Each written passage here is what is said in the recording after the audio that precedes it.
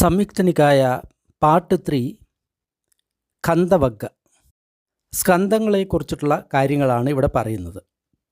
പാലിയിൽ ഖന്ദ എന്ന് പറയുമ്പോൾ നമ്മുടെ മലയാളത്തിൽ സ്കന്ധം എന്ന് പറയാം. അതായത് ഒരു കൂട്ടത്തെയാണ് സ്കന്ധം എന്ന് പറയുന്നത്. ഇവിടെ ഒരു മനുഷ്യനെ 5 സ്കന്ധങ്ങളായിട്ട് തിരിച്ചിട്ടുണ്ട്. ഒന്ന് നമ്മുടെ ഈ ശരീരം, നമ്മൾ കാണുന്ന ഈ ശരീരം, അത് തന്നെയാണ് രൂപസ്കന്ധം എന്ന് പറയുന്നത്. അല്ലെങ്കിൽ പാലിയിൽ രൂപഖന്ദ എന്ന് പറയും.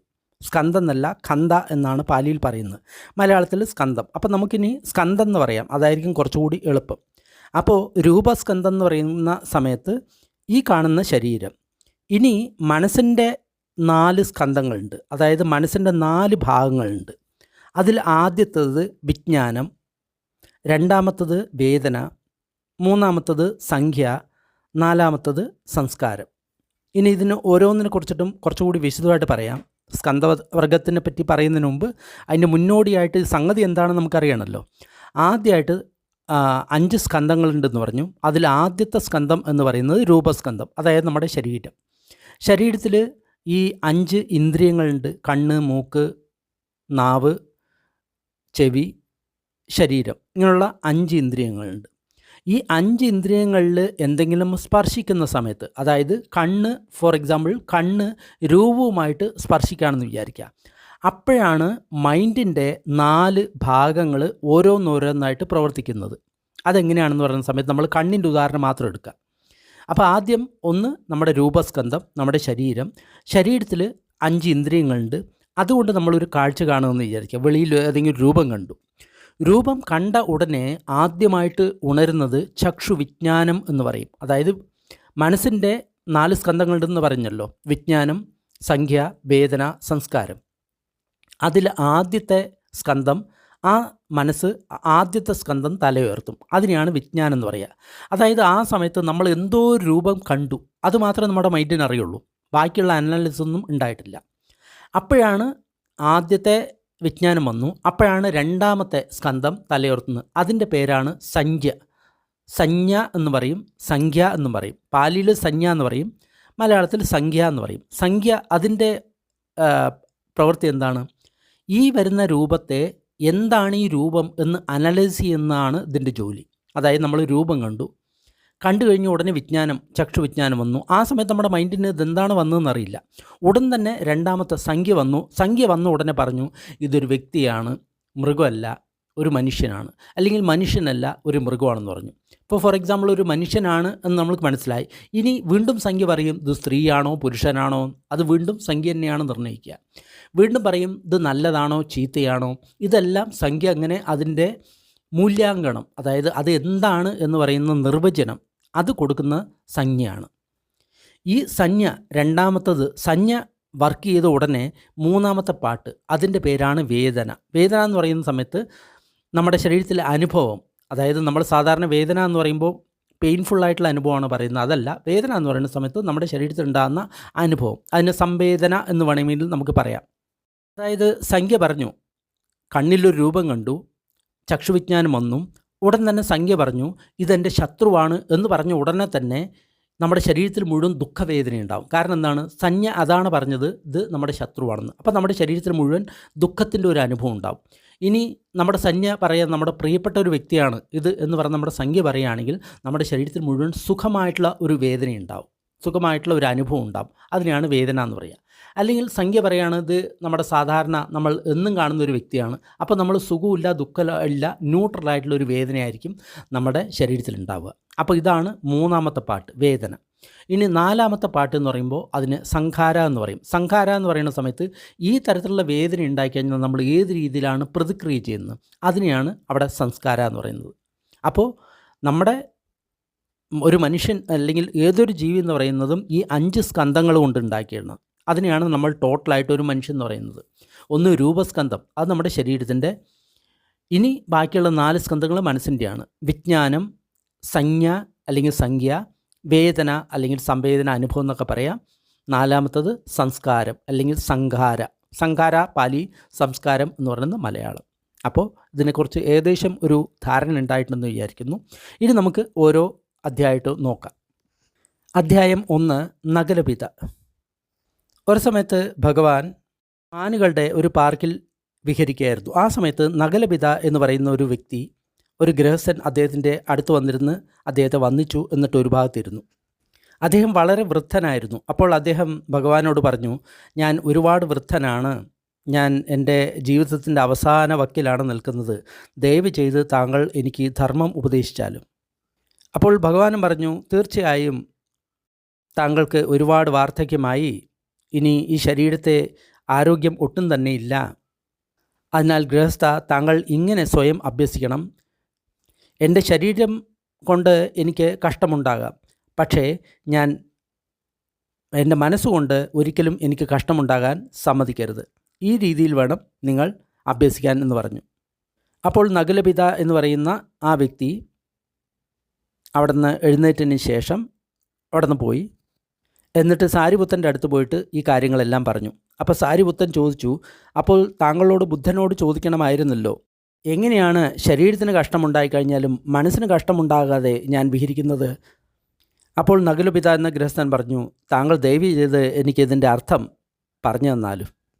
അപ്പോൾ സാരിപുത്തൻ നകുലപിതാവിനോട് ഇങ്ങനെ പറഞ്ഞു, ഗൃഹസ്ഥ, എങ്ങനെയാണ് ഒരു വ്യക്തി ശരീരം കൊണ്ടും മനസ്സുകൊണ്ടും കഷ്ടപ്പെടുന്നത്? ധർമ്മം അറിയാത്ത ഒരു വ്യക്തിയാണെന്ന് വിചാരിക്കുക. ആ വ്യക്തി ധർമ്മം എന്തെന്ന് ആ വ്യക്തിക്ക് അറിയില്ല.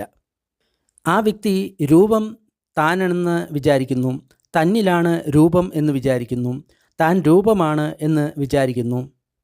അപ്പോൾ ആ വ്യക്തിയുടെ മനസ്സിൽ ഇങ്ങനെ ഒരു ചിന്തയുണ്ടാകും, ഞാൻ ഈ രൂപമാണ്, രൂപം എൻ്റേതാണ്, അതായത് ഞാൻ ഈ ശരീരമാണ്, ശരീരം എൻ്റേതാണ്. ഇപ്പോൾ സർവ്വ ആൾക്കാരും ഈ രീതിയിൽ തന്നെയാണല്ലോ വിചാരിക്കുന്നത്. അങ്ങനെ വിചാരിക്കുന്ന സമയത്ത് ഈ ശരീരം മാറുന്നതാണ്. അതായത് യുവത്വമായിട്ടുള്ള ഒരു ശരീരം, അത് നമ്മൾ എൻ്റേതാണ് എന്ന് വിചാരിക്കുന്ന സമയത്ത് നമ്മൾക്ക് പെട്ടെന്ന് വാർദ്ധക്യമാവുന്നു. അങ്ങനെ ആ രൂപം മാറുന്ന സമയത്ത് ആ വ്യക്തിയിൽ ഒരുപാട് ദുഃഖം, അതേപോലെ തന്നെ ദൗർമനസം, കരച്ചിൽ, ഇങ്ങനത്തുള്ള പ്രശ്നങ്ങളൊക്കെ ഉണ്ടാകുന്നു. സ്വസ്ഥനായിട്ടുള്ളൊരു വ്യക്തി, അദ്ദേഹം വിചാരിക്കും താൻ ആരോഗ്യവാണെന്ന്. പെട്ടെന്ന് ഒരു ദിവസം ആരോഗ്യം പോകുന്ന സമയത്ത് ആ വ്യക്തിക്ക് ഒരുപാട് ദുഃഖം ഉണ്ടാകുന്നുണ്ടല്ലോ. കാരണം എന്താണ്? ആ വ്യക്തി ഈ ശരീരം ഞാനാണ്, എൻ്റെയാണ് എന്നാണ് വിചാരിച്ചുകൊണ്ടിരിക്കുന്നത്. അപ്പോൾ അങ്ങനെയാണ് മനസ്സിന് കഷ്ടമുണ്ടാകുന്നത്. അപ്പോൾ ഈ രൂപം ഞാനാണ്, എൻ്റെയാണ് എന്ന് വിചാരിക്കുന്ന സമയത്ത്, അത് മാറുന്ന സമയത്ത് ശരീരത്തിനും കഷ്ടമുണ്ടാകുന്നു, മനസ്സിനും കഷ്ടമുണ്ടാകുന്നു. ഇതേപോലെ തന്നെയാണ് ബാക്കിയുള്ള കാര്യങ്ങളും. ആ വ്യക്തിക്ക് വിജ്ഞാനമുണ്ട്, വേദനയുണ്ട്, സംജ്ഞയുണ്ട്, സംസ്കാരമുണ്ട്. അപ്പോൾ ഇതെല്ലാം താനാണ്, തൻ്റെയാണ് എന്നാണ് ആ വ്യക്തി വിചാരിക്കുന്നത്. പക്ഷേ ഈ 4 കാര്യങ്ങളും മാറും. വേദനയും മാറും, വിജ്ഞാനവും മാറും, സംജ്ഞയും മാറും, സംസ്കാരവും മാറും. മാറുന്ന സമയത്ത് ആ വ്യക്തിക്ക് ശരീരത്തിലും ദുഃഖമുണ്ടാവും, മനസ്സിലും ദുഃഖമുണ്ടാവും. പിന്നെ സാരിപുത്തൻ പറഞ്ഞു, എങ്ങനെയാണ് ഗൃഹസ്ഥ ഒരു വ്യക്തിക്ക് ശരീരത്തിൽ കഷ്ടമുണ്ടാകുന്നു പക്ഷെ മനസ്സിൽ കഷ്ടമുണ്ടാകുന്നില്ല, അതെങ്ങനെയാണ്? ഗൃഹസ്ഥ, ഒരു വ്യക്തി, ആ വ്യക്തി ആര്യധർമ്മത്തിൽ പരിചയമുണ്ട്, അതായത് ബുദ്ധൻ്റെ ധർമ്മം അദ്ദേഹം പഠിച്ചിട്ടുണ്ട്, ആ ധർമ്മത്തിൽ അദ്ദേഹം പ്രാവീണ്യം നേടിയിട്ടുണ്ട്.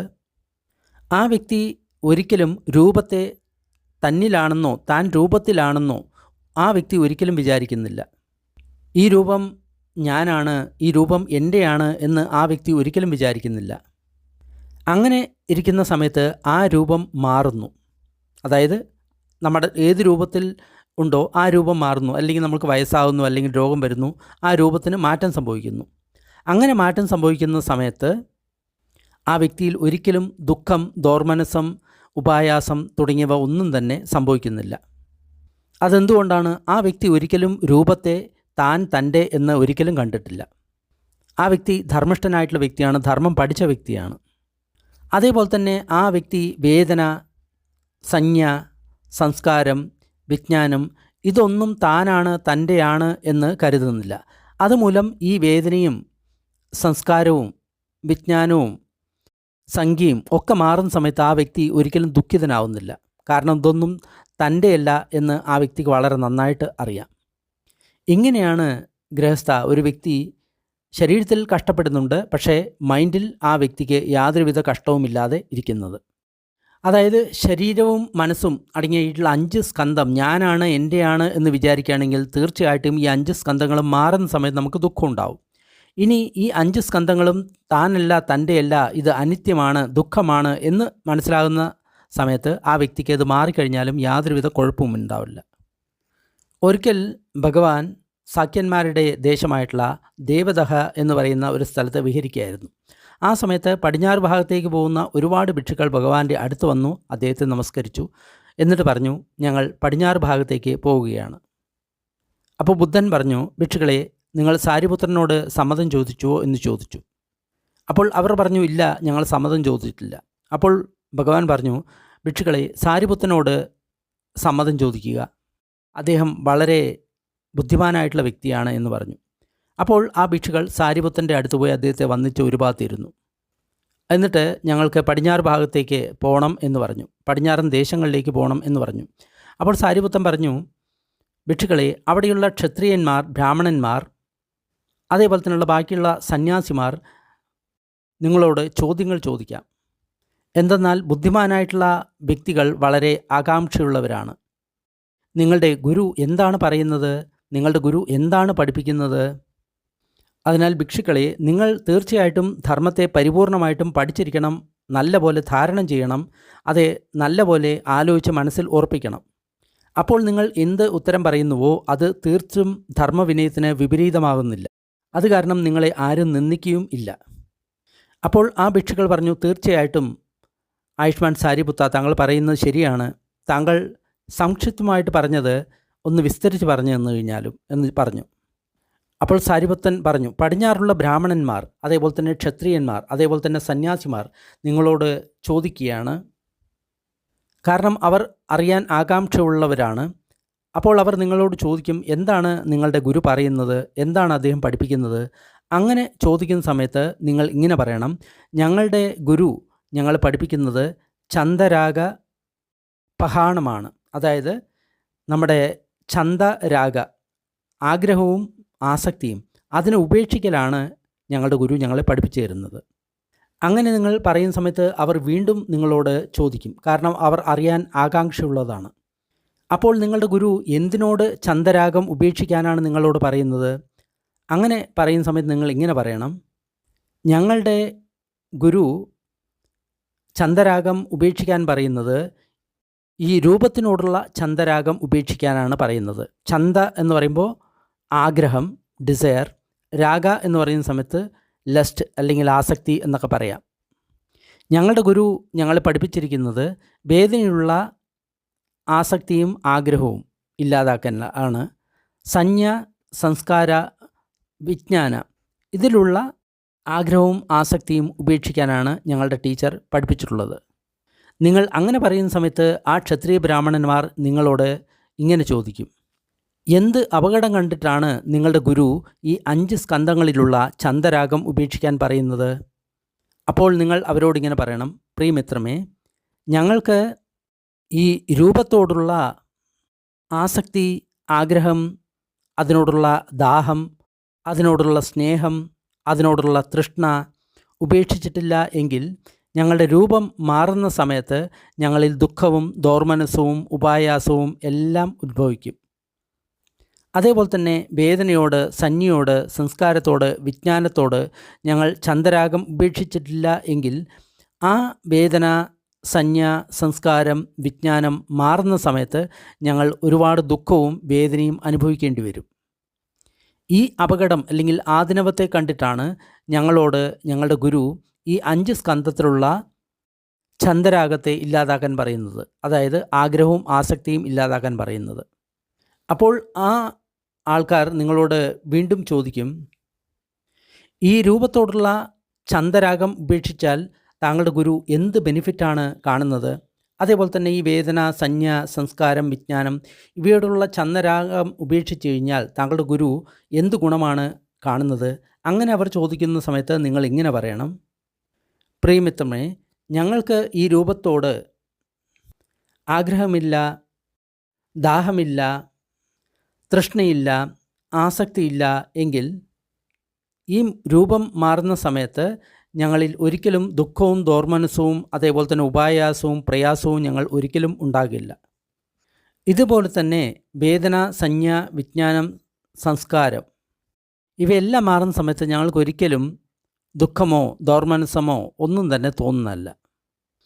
പ്രിയമിത്രമേ, ഏതെങ്കിലും ഒരു വ്യക്തി അകുശല സ്ഥാനങ്ങളിൽ സുഖമായിട്ട് ജീവിക്കുകയാണ് ഈ ജീവിതത്തിൽ യാതൊരുവിധ പ്രയാസവുമില്ലാതെ, യാതൊരുവിധ ബുദ്ധിമുട്ടും കൂടാതെ, യാതൊരുവിധ ദാഹവും കൂടാതെ, അങ്ങനെ മരണശേഷം ആ വ്യക്തിക്ക് നല്ല ഒരു ഗതി കിട്ടുമായിരുന്നെങ്കിൽ ഒരിക്കലും ഭഗവാൻ അകുശല അവസ്ഥകളെ ഉപേക്ഷിക്കാൻ പറയുമായിരുന്നില്ല. എന്നാൽ ഏതെങ്കിലും ഒരു വ്യക്തി അകുശല അവസ്ഥകളിൽ ദുഃഖിച്ചുകൊണ്ട് ഈ ജീവിതത്തിൽ തന്നെ ഇരിക്കുകയാണ് എങ്കിൽ ആ ദുഃഖം മൂലം ആ വ്യക്തിക്ക് മരണശേഷം തെറ്റായിട്ടുള്ള ഗതി മാത്രമേ ഉണ്ടാകുകയുള്ളൂ. മിത്രമേ, ഏതെങ്കിലും ഒരു വ്യക്തി ഈ അകുശല ധർമ്മങ്ങളിൽ വർത്തിക്കുകയാണെങ്കിൽ ഈ ജീവിതത്തിൽ ദുഃഖം ദൗർമനസ്സത്തോടും കൂടി തന്നെയാണ് ആ വ്യക്തി കഴിയുന്നത്. മിത്രമേ, അകുശല ധർമ്മങ്ങളിൽ ഏതെങ്കിലും വ്യക്തി പ്രയാസപ്പെട്ട് ഈ ജന്മത്ത് കഴിയുകയാണെങ്കിൽ തീർച്ചയായിട്ടും മരണശേഷം ആ വ്യക്തിക്ക് അകുശല വ്യക്തിത്വമേ ലഭിക്കുകയുള്ളൂ. ഏതെങ്കിലും ഒരു വ്യക്തി ഒട്ടും പ്രയാസമില്ലാതെ ഈ ജീവിതത്തിൽ സുഖമായിട്ട് ജീവിക്കുന്നു എങ്കിൽ മരിച്ചതിന് ശേഷം ആ വ്യക്തിക്ക് നല്ല ഒരു അവസ്ഥയായിരിക്കും ലഭിക്കുക. സുഹൃത്തുക്കളെ, ഞാൻ ഇവിടെയും ഒരുപാട് സൂത്രങ്ങൾ ഞാൻ വിടുന്നുണ്ട്. വളരെ ചുരുക്കിയിട്ട് മാത്രമായിട്ട് ഞാനിത് പറയാൻ ശ്രമിക്കുന്നത്, അല്ലെങ്കിൽ ഒരുപാട് ദീർഘമാവും. ഒരിക്കൽ ഹലീദ് ഖാനി എന്ന് പറയുന്ന ഒരു ഗൃഹസ്ഥൻ ആയുഷ്മാൻ മഹാകച്ചാൻ്റെ അടുത്ത് വന്നിട്ട് അദ്ദേഹത്തോട് വന്ദിച്ചുകൊണ്ട് ഇങ്ങനെ പറഞ്ഞു. ഒരിക്കൽ ഇന്ദ്രൻ ചോദിച്ചതിന് ഉത്തരമായിട്ട് ഭഗവാൻ ഇങ്ങനെ പറഞ്ഞിരുന്നു: ഏതൊരു ശ്രമണ ബ്രാഹ്മണന്മാർ അവരുടെ തൃഷ്ണ പരിപൂർണമായിട്ടും ഇല്ലാതാക്കിക്കൊണ്ട് ഏറ്റവും ആത്യന്തിക ലക്ഷ്യത്തിൽ എത്തിച്ചേർന്നുവോ, എല്ലാ ബന്ധനത്തിൽ നിന്നും മുക്തനായി പരിശുദ്ധ ജീവിതം പൂർത്തിയാക്കി ആത്യന്തികമായിട്ടുള്ള ലക്ഷ്യം നേടി, അവരാണ് ദേവന്മാരിനേക്കാളും മനുഷ്യന്മാരിനേക്കാളും ഏറ്റവും ഉത്തമരായിട്ടുള്ളവർ എന്ന് ബുദ്ധൻ ഒരിക്കൽ സക്ക അല്ലെങ്കിൽ ഇന്ദ്രനോട് പറഞ്ഞു. ബന്ധേ, എന്താണ് ഇതിൻ്റെ അർത്ഥം എന്ന് താങ്കൾ പറഞ്ഞു തന്നാലും. അപ്പോൾ മഹാകശ്യപൻ ഇങ്ങനെ പറഞ്ഞു: ഗൃഹസ്ഥ, ഏതൊരു വ്യക്തിക്ക് രൂപധാതുവിനോടുള്ള ചന്ദരാഗം പരിപൂർണമായിട്ടും ഇല്ലാതായോ നഷ്ടമായോ അതിനുപേക്ഷിച്ചോ, ആ വ്യക്തിക്ക് രൂപധാതുവിനോടുകൂടി ഒരിക്കലും മനസ്സുകൊണ്ട് ഒട്ടിപ്പിടിക്കാൻ സാധിക്കില്ല. മനസ്സിൽ അതിനോട് ഒരു തരത്തിലുള്ള ബന്ധനവും ഉണ്ടാകുന്നില്ല. അപ്പോൾ ആ വ്യക്തിയുടെ മനസ്സ് പരിപൂർണമായിട്ടും മുക്തനായി. ഇതാണ് അതിൻ്റെ ശരിയായിട്ടുള്ള അർത്ഥം. ഇതേപോലെ തന്നെയാണ് ബാക്കിയുള്ള 4 കാര്യങ്ങളും. അതായത് വിജ്ഞാനത്തോട്, സംജ്ഞയോട്, വേദനയോട്, സംസ്കാരത്തോട്, അതിനോടുള്ള ചന്ദരാഗം പരിപൂർണമായിട്ടും നഷ്ടമായി, ഇല്ലാതായി, അതിനെ ഉപേക്ഷിച്ചു. അപ്പോൾ ഈ സ്കന്ധങ്ങളോടും ഒട്ടും തന്നെ ആ വ്യക്തിക്ക് ഒരു തരത്തിലുള്ള ആസക്തിയോ അല്ലെങ്കിൽ ഒട്ടിപ്പിടിക്കലോ ഉണ്ടാകുന്നില്ല. അങ്ങനെയാണ് ഒരു വ്യക്തി പരിപൂർണനായിട്ടും മുക്തനായി എന്ന് പറയുന്നത്. അതായത് ഒരു വ്യക്തി പരിപൂർണനായി മുക്തനായി എന്ന് പറയാൻ കാരണം ആ വ്യക്തിക്ക് തൻ്റെ ശരീരത്തോട് ഒട്ടും തന്നെ ആസക്തി ഉണ്ടാവില്ല. അതേപോലെ തന്നെ മനസ്സിൻ്റെ 4 സ്കന്ധങ്ങൾ വിജ്ഞാനം, സംഖ്യ, വേദന, സംസ്കാരം ഇവയോട് ഒട്ടും തന്നെ ആസക്തിയോ ചന്ദരാഗമോ ഉണ്ടാകുന്നല്ല. ചന്ദരാഗം എന്ന് പറയുന്ന സമയത്ത് ആസക്തിയും അതേപോലെ തന്നെ ആഗ്രഹവും ഒരിക്കലും ഉണ്ടാകുന്നില്ല. അതിനോട് ഒരിക്കലും ഒട്ടുപിടിക്കില്ല. അതായത് സുഖമായിട്ടുള്ള വേദന ഉണ്ടാകുന്ന സമയത്ത് എനിക്കത് വീണ്ടും വീണ്ടും വേണമെന്നോ, ദുഃഖമായിട്ടുള്ള വേദന ഉണ്ടാകുന്ന സമയത്ത് എനിക്ക് വേണ്ട എന്നോ അദ്ദേഹം ഒരിക്കലും പറയില്ല. ഇങ്ങനെ ഏതൊരു വ്യക്തി ഈ 5 സ്കന്ധങ്ങളോടുള്ള ആസക്തിയും അതേപോലെ തന്നെ ആഗ്രഹവും ഉപേക്ഷിക്കുന്നത്, ആ വ്യക്തിയാണ് മുക്തനായിട്ടുള്ള വ്യക്തി, ഏറ്റവും ഉത്തമനായിട്ടുള്ള വ്യക്തി. 5. ഒരിക്കൽ ഭഗവാൻ ശ്രാവസ്തിയിലായിരിക്കുന്ന സമയത്ത് ഭിക്ഷുക്കളോട് പറഞ്ഞു: ഭിക്ഷുക്കളെ, നിങ്ങൾ നിങ്ങളുടെ സമാധിയെ വർദ്ധിപ്പിക്കുക. ഏതൊരു വ്യക്തി സമാധിസ്ഥനായോ ആ വ്യക്തി കാര്യങ്ങൾ എപ്രകാരമോ അപ്രകാരം കാണും. എപ്രകാരമുള്ള കാര്യത്തെയാണ് അപ്രകാരം കാണുന്നത്? ആ ഭിക്ഷു രൂപത്തിൻ്റെ ഉത്ഭവവും അതിൻ്റെ അവസാനവും കാണുന്നു. വേദനയുടെ, അതേപോലെ തന്നെ സംജ്ഞയുടെ, സംസ്കാരത്തിൻ്റെ, വിജ്ഞാനത്തിൻ്റെ, അതിൻ്റെ ഉത്ഭവവും അഥവാ അതിൻ്റെ അവസാനവും ആ വ്യക്തി കാണുന്നു. അതായത് ഈ 5 സ്കന്ധങ്ങളും എങ്ങനെയാണ് ഉണ്ടാകുന്നത്, എങ്ങനെയാണ് അവസാനിക്കുന്നത് എന്ന് ആ വ്യക്തി കാണുന്നു. എന്താണ് ഈ 5 സ്കന്ധങ്ങളുടെയും ഉത്ഭവം? ഭിക്ഷുക്കളെ, ഒരു വ്യക്തി അതിൽ സന്തോഷിക്കുന്നു, അതിനെ സ്വാഗതം ചെയ്യുന്നു, അതിനോട് ഒട്ടിപ്പിടിക്കുന്നു, അതിൽ സന്തോഷിക്കുന്നു. എന്തിലാണ് ആ ഭിക്ഷു ഒട്ടിപ്പിടിക്കുന്നത്, സന്തോഷിക്കുന്നത്? ഒരു വ്യക്തി രൂപത്തിലാണ് സന്തോഷിക്കുന്നത്, അതിനെയാണ് സ്വാഗതം ചെയ്യുന്നത്, അതിനോടാണ് ഒട്ടിപ്പിടിക്കുന്നത്. ഇങ്ങനെ അതിനോടുള്ള ഒട്ടിപ്പിടിക്കൽ അല്ലെങ്കിൽ സ്വാഗതം ചെയ്യുന്നത് മൂലം ആ വ്യക്തിയിൽ നന്ദി അല്ലെങ്കിൽ സന്തോഷം ഉടലെടുക്കുന്നു. ആ സന്തോഷത്തിൽ നിന്ന് ഉപാദാനം ഉടലെടുക്കുന്നു. ഉപാദാനത്തിൽ നിന്ന് ഭവമുണ്ടാകുന്നു. ഭവത്തിൽ നിന്ന് ജാതി ഉണ്ടാകുന്നു. ജാതിയിൽ നിന്ന് ജരാമരണം, ശോകപരിദേവം എല്ലാം തന്നെ ഉണ്ടാകുന്നു. അതേപോലെ തന്നെ ഏതൊരു സമയത്ത് ഒരു വ്യക്തി വേദനയിലും സംഖ്യയിലും സംസ്കാരത്തിലും വിജ്ഞാനത്തിലും അതിനെ സ്വാഗതം ചെയ്യുന്നുവോ, അതിൽ ഒട്ടിപ്പിടിക്കുന്നുവോ, അതിൽ ഒട്ടിപ്പിടിക്കുന്നതിന് മൂലം ആ വ്യക്തിയിൽ ഏത് സമയത്ത് സന്തോഷം ഉത്ഭവിക്കുന്നുവോ, ആ സമയത്ത് ആ ഭിക്ഷുവിൽ ജാതി, ജര, മരണം ഈ ദുഃഖങ്ങളെല്ലാം തന്നെ ഉണ്ടാകുന്നു. അതായത് ഇവിടെ പറയുന്നത് ഒരു കാരണവശാലും ഈ 5 സ്കന്ധങ്ങളിൽ ഒട്ടിപ്പിടിക്കരുത്, അതിനെ സ്വാഗതം ചെയ്യരുത് എന്നാണ്. ഒരു കാര്യം പ്രത്യേകം ശ്രദ്ധിക്കുക, ഇവിടെ വേദനയെയും ഒരിക്കലും അതിനോട് ഒട്ടിപ്പിടിക്കരുത് എന്നാണ് പറയുന്നത്. അതിനെ ആസ്വാദനം ചെയ്യരുത് എന്നാണ് പറയുന്നത്. അതായത് സുഖവേദന ഉണ്ടാകുന്ന സമയത്ത് നമ്മൾ സുഖത്തെ ആസ്വദിക്കരുത്, ദുഃഖവേദന ഉണ്ടാകുന്ന സമയത്ത് നമ്മൾ ദുഃഖത്തെ ദ്വേഷം ചെയ്യരുത്. ഭിക്ഷുക്കളെ, എങ്ങനെയാണ് ഈ 5 സ്കന്ധങ്ങളും നഷ്ടമാകുന്നത്? ഏതെങ്കിലും ഒരു വ്യക്തി സ്വാഗതം ചെയ്യുന്നില്ല, ആസ്വദിക്കുന്നില്ല, അതിനെ തൻ്റേതെന്ന് കരുതി അതിനെ കെട്ടിപ്പിടിക്കുന്നില്ല. എന്തിനാണ് ആ ഭിക്ഷു സ്വാഗതം ചെയ്യാതിരിക്കുന്നത്? എന്തിനോടാണ് ഭിക്ഷു ഒട്ടിപ്പിടിക്കാതിരിക്കുന്നത്? ഒരു ഭിക്ഷു ഒരിക്കലും രൂപത്തിൽ ആഹ്ലാദിക്കുന്നില്ല, അതിൽ ഒട്ടിപ്പിടിക്കുന്നില്ല, അതിനെ സ്വാഗതം ചെയ്യുന്നില്ല. അതുമൂലം ആ വ്യക്തിയിൽ നന്ദി അല്ലെങ്കിൽ ആസ്വാദനം നിൽക്കുന്നു.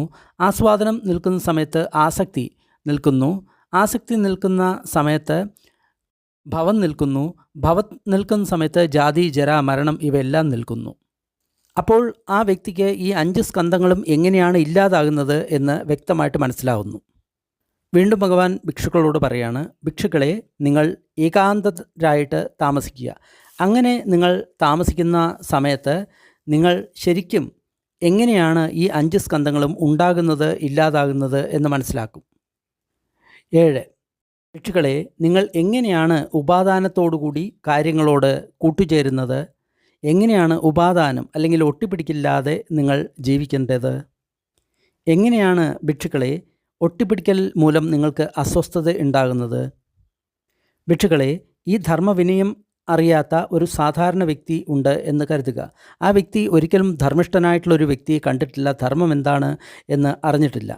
ആ വ്യക്തി രൂപത്തെ തൻ്റേത് എന്ന് കരുതുന്നു, അല്ലെങ്കിൽ താൻ രൂപമാണ് എന്ന് കരുതുന്നു, അല്ലെങ്കിൽ രൂപം തന്നിലാണ് എന്ന് കരുതുന്നു. പക്ഷേ കുറേ സമയം കഴിഞ്ഞ് കഴിഞ്ഞാൽ ആ രൂപം മാറുന്നു, അത് മാറ്റമുണ്ടാകുന്നു. അങ്ങനെ രൂപത്തിന് മാറ്റമുണ്ടാകുന്ന സമയത്ത് ആ വ്യക്തിയുടെ വിജ്ഞാനത്തിന് മാറ്റമുണ്ടാകുന്നു. അങ്ങനെ ആ രൂപത്തിൻ്റെ മാറ്റം മനസ്സിനെ ബാധിക്കുന്നു. മനസ്സിനെ ബാധിക്കുന്ന സമയത്ത് അത് ചിന്തകളെയും ബാധിക്കുന്നു. അതേപോലെ തന്നെ ധർമ്മം അറിയാത്ത വ്യക്തി വേദനയെ, സംജ്ഞയെ, സംസ്കാരത്തെ, വിജ്ഞാനത്തെ എല്ലാം തൻ്റേതാണ്, തന്നിലാണ് എന്ന് കരുതുന്നു. എന്നാൽ ഈ 5 സ്കന്ധങ്ങളും മാറുന്ന സമയത്ത് ആ വ്യക്തിക്ക് ഒരുപാട് ബുദ്ധിമുട്ട് ഉണ്ടാകുന്നു. ഇനി എങ്ങനെയാണ് ഒട്ടിപ്പിടിക്കാതിരിക്കുന്ന സമയത്ത് നമ്മൾക്ക് ദുഃഖവിമുക്തി ഉണ്ടാകുന്നത്? ധർമ്മം അറിയുന്ന ഒരു വ്യക്തിയാണ് എന്ന് കരുതുക. അതായത് ബുദ്ധൻ്റെ ധർമ്മം അറിയുന്ന ഒരു വ്യക്തിയാണ് എന്ന് കരുതുക. ധർമ്മവിനയത്തിൽ ആ വ്യക്തി പ്രാവീണ്യം ഉള്ളവൻ ആണ്. ആ വ്യക്തി ഒരു കാരണവശാലും രൂപത്തെ തൻ്റേതാണ് എന്ന് കരുതുന്നില്ല, താൻ രൂപത്തിലാണ് എന്ന് കരുതുന്നില്ല, രൂപം തന്നിലാണ് എന്ന് കരുതുന്നില്ല. അപ്പോൾ ആ രൂപത്തിന് മാറ്റമുണ്ടാകുന്നു. മാറ്റമുണ്ടാകുന്ന സമയത്ത് ആ വ്യക്തിയുടെ വിജ്ഞാനം ഒരിക്കലും ആ രൂപത്തെ പിന്തുടരുന്നില്ല. അതുമൂലം ആ വ്യക്തിക്ക് ഒരിക്കലും യാതൊരുവിധ ദുഃഖവും ഉണ്ടാകുന്നില്ല. ഇതേപോലെ തന്നെയാണ് വേദന, സംജ്ഞ, സംസ്കാരം, വിജ്ഞാനം ഇവയെല്ലാം മാറുന്ന സമയത്ത് ആ വ്യക്തിക്ക് ഒരു തരത്തിലുള്ള പ്രശ്നവും ഉണ്ടാകുന്നില്ല. കാരണം ഒരു കാരണവശാലും ആ ഭിക്ഷു അത് തൻ്റേതാണ്, താൻ അതിലാണ് എന്ന് കരുതുന്നില്ല. അങ്ങനെ ഒട്ടിപ്പിടിക്കാത്തത് മൂലം ആ വ്യക്തിക്ക് നിർവ്വാണത്തിൻ്റെ അനുഭവമുണ്ടാകുന്നു. 9. ബുദ്ധൻ പറയുന്നത് ഈ 5 സ്കന്ധങ്ങളും 3 കാലങ്ങളിലും അനിത്യമാണ്. ഭിക്ഷുക്കളെ, രൂപം അനിത്യമാണ്. അത് ഭൂതത്തിലും ഭാവിയിലും അതേപോലെ തന്നെ വർത്തമാന കാലത്തിലും. ഇങ്ങനെ കാണുന്ന സമയത്ത് ഒരു ഭിക്ഷു ഒരിക്കലും ഭൂതത്തിലോ അല്ലെങ്കിൽ ഭാവിയിലോ ഉള്ള രൂപത്തിൽ ആകർഷിതൻ ആകുന്നില്ല. ആ രൂപത്തോട് ആ വ്യക്തിക്ക് വൈരാഗ്യം വരുന്നു. ഈ രൂപം നിരോധമാകാൻ, ഇല്ലാതാകാൻ ആ വ്യക്തി ആഗ്രഹിക്കുന്നു. അതേപോലെ തന്നെ 3 കാലങ്ങളിലും ഈ വേദനയും സംജ്ഞയും സംസ്കാരവും വിജ്ഞാനവും എല്ലാം 3 കാലത്തും അനിത്യമാണ്. അത് കാരണം ഒരു ഭിക്ഷു ഈ 4 സ്കന്ധങ്ങളിലും ഒരിക്കലും ആഹ്ലാദിക്കുന്നില്ല, ആസ്വദിക്കുന്നില്ല. അതുമൂലം അവരുടെ വിജ്ഞാനം അതിൽ ബന്ധിതമാകുന്നില്ല. അപ്പോൾ ആ വ്യക്തിയുടെ വിജ്ഞാനം നിരോധമാകുന്നു, ഇല്ലാതാകുന്നു. ഇങ്ങനെ നമ്മൾ കേൾക്കുന്ന ഓരോ സൂത്രത്തെയും നമ്മൾ കേട്ടതിന് ശേഷം അതിനെ ചിന്തിക്കണം. എന്തുകൊണ്ടാണ് രൂപം അനിത്യം എന്ന് പറയുന്നത്? എന്തുകൊണ്ടാണ് ഈ 5 സ്കന്ധവും അനിത്യമാണ്, ദുഃഖമാണ്, അനാത്മമാണ് എന്ന് പറയുന്നത്? എന്ന് പറഞ്ഞ് നമ്മൾ സ്വയം സമ്മാസങ്കല്പം, അതായത് ഇടയ്ക്കിടയ്ക്ക് ധ്യാനിക്കാതിരിക്കുന്ന സമയത്ത് മുഴുവൻ നമ്മൾ ഇതേപോലെ തന്നെ സങ്കല്പം ചെയ്യണം, അതിനെപ്പറ്റി ചിന്തിക്കണം. നമ്മൾ നേരത്തെ ഈ 5 സ്കന്ധങ്ങളും 3 കാലത്തിലും അനിത്യമാണ് എന്ന് കണ്ടു. ഇതേപോലെ തന്നെയാണ് 3 കാലത്തിലും ഈ 5 സ്കന്ധങ്ങളും ദുഃഖമാണ്. അതേപോലെ തന്നെ ഈ 5 സ്കന്ധങ്ങളും 3 കാലങ്ങളിലും അനാത്മകമാണ്, അതായത് ഞാനല്ല, എൻ്റെയല്ല. അങ്ങനെയുള്ള സൂത്രങ്ങളൊന്നും ഞാൻ വിസ്തരിച്ച് പറയുന്നില്ല, അതിൻ്റെ രത്നച്ചുരുക്കം മാത്രമേ നിങ്ങൾക്ക് പറയുന്നുള്ളൂ. 12. ഒരിക്കൽ ഭഗവാൻ ശ്രാവസ്തിയിലായിരുന്നു. ആ സമയത്ത് അദ്ദേഹം ഇങ്ങനെ പറഞ്ഞു: ഭിക്ഷുക്കളെ, രൂപം അനിത്യമാണ്, വേദന അനിത്യമാണ്, സംജ്ഞ അനിത്യമാണ്, സംസ്കാരം അനിത്യമാണ്, വിജ്ഞാനം അനിത്യമാണ്. ഇങ്ങനെ കാണുന്ന സമയത്ത് ഒരു വ്യക്തി, ആ വ്യക്തിക്ക് ഈ 5 സ്കന്ധങ്ങളോടും വിരക്തി തോന്നുന്നു. വിരക്തി തോന്നുന്ന സമയത്ത് ആ വ്യക്തിയുടെ ആസ്വാദനം നിൽക്കുന്നു. ആസ്വാദനം നിൽക്കുന്ന സമയത്ത് ആ വ്യക്തി മുക്തനാകുന്നു. മുക്തനായി കഴിഞ്ഞു കഴിഞ്ഞാൽ മുക്തനായി എന്ന ബോധം ആ വ്യക്തിക്ക് ഉണ്ടാകുന്നു. വീണ്ടും ഇതേപോലെ തന്നെയുള്ള ഈ 5 സ്കന്ധങ്ങളും 3 കാലങ്ങളിലും ദുഃഖമാണ്. അതേപോലെ തന്നെ ഈ 5 സ്കന്ധങ്ങളും 3 കാലത്തിലും അനാത്മകമാണ്. 15. ഭിക്ഷുക്കളെ, ഈ രൂപം അനിത്യമാണ്. ഏതൊന്ന് അനിത്യമാണോ അത് ദുഃഖമാണ്. ഏതൊന്ന് ദുഃഖമാണോ അത് അനാത്മകമാണ്. അതിനാൽ അനാത്മകമായിട്ടുള്ള ആ കാര്യത്തെ പ്രജ്ഞയോടുകൂടി ഇങ്ങനെ കാണണം: ഇത് എൻ്റേതല്ല, ഞാൻ ഇതല്ല, ഇത് എൻ്റെ ആത്മാവല്ല. അതായത് ഇതെല്ലാം അദ്ദേഹം സങ്കല്പിക്കാൻ നമ്മളോട് പറയുകയാണ്. അതായത് ചക്ഷു നിത്യമാണോ അനിത്യമാണോ, അതല്ല നമ്മളുടെ രൂപം നിത്യമാണോ അനിത്യമാണോ എന്ന് ചിന്തിക്കാനാണ് അദ്ദേഹം പറയുന്നത്. ഈ സൂത്രങ്ങളിലെല്ലാം ഭഗവാൻ ഒരേ കാര്യം തന്നെയാണ് പറയുന്നത്. അതായത് ഈ 5 സ്കന്ധം, രൂപസ്കന്ധം, വേദനാസ്കന്ധം, വിജ്ഞാനസ്കന്ധം, സംജ്ഞാസ്കന്ധം, സംസ്കാരസ്കന്ധം, ഇതെല്ലാം അനിത്യമാണ്, ദുഃഖമാണ്, അനാത്മകമാണ് എന്നാണ് പറയുന്നത്. അതിനാൽ അതിനോട് നമ്മൾക്ക് ചന്തരാഗം പാടില്ല. ചന്തരാഗം എന്ന് പറയുന്ന സമയത്ത് അതിനോട് ആസക്തിയും ഒന്നും തന്നെ പാടില്ല. അപ്പോൾ ഇതെങ്ങനെ നമ്മൾ പ്രാക്ടീസ് ചെയ്യും? ഇത് പ്രാക്ടീസ് ചെയ്യാനുള്ള ഒരേ ഒരു മാർഗം, നമ്മൾ ഇരുന്ന് ധ്യാനിക്കാതിരിക്കുന്ന സമയത്ത് മുഴുവൻ നമ്മൾ ഇതിനെക്കുറിച്ചിട്ട് ചിന്തിക്കണം. നമ്മൾ ഇടയ്ക്കിടയ്ക്ക് അതിനെക്കുറിച്ച് ചിന്തിക്കണം. ചിന്തിക്കുന്നത് മാത്രമല്ല, നമ്മൾക്ക് ഏത് സമയത്ത് ഇതിൽ ഏതെങ്കിലും ഒന്ന് സുഖകരമായിട്ട് തോന്നുന്നോ അതിൽ ഒരിക്കലും നമ്മൾ ആസക്തരാകരുത്.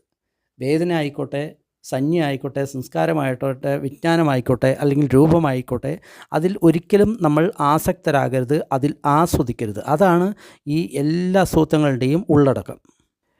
18. ഭിക്ഷുക്കളെ, രൂപം അനിത്യമാണ്.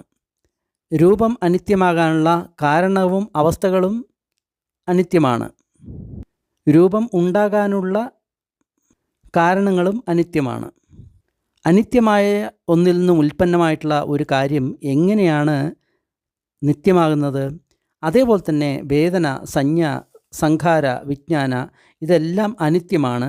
അതിൻ്റെ ഉൽപ്പാദനവും അനിത്യത്തിൽ നിന്നാണ്.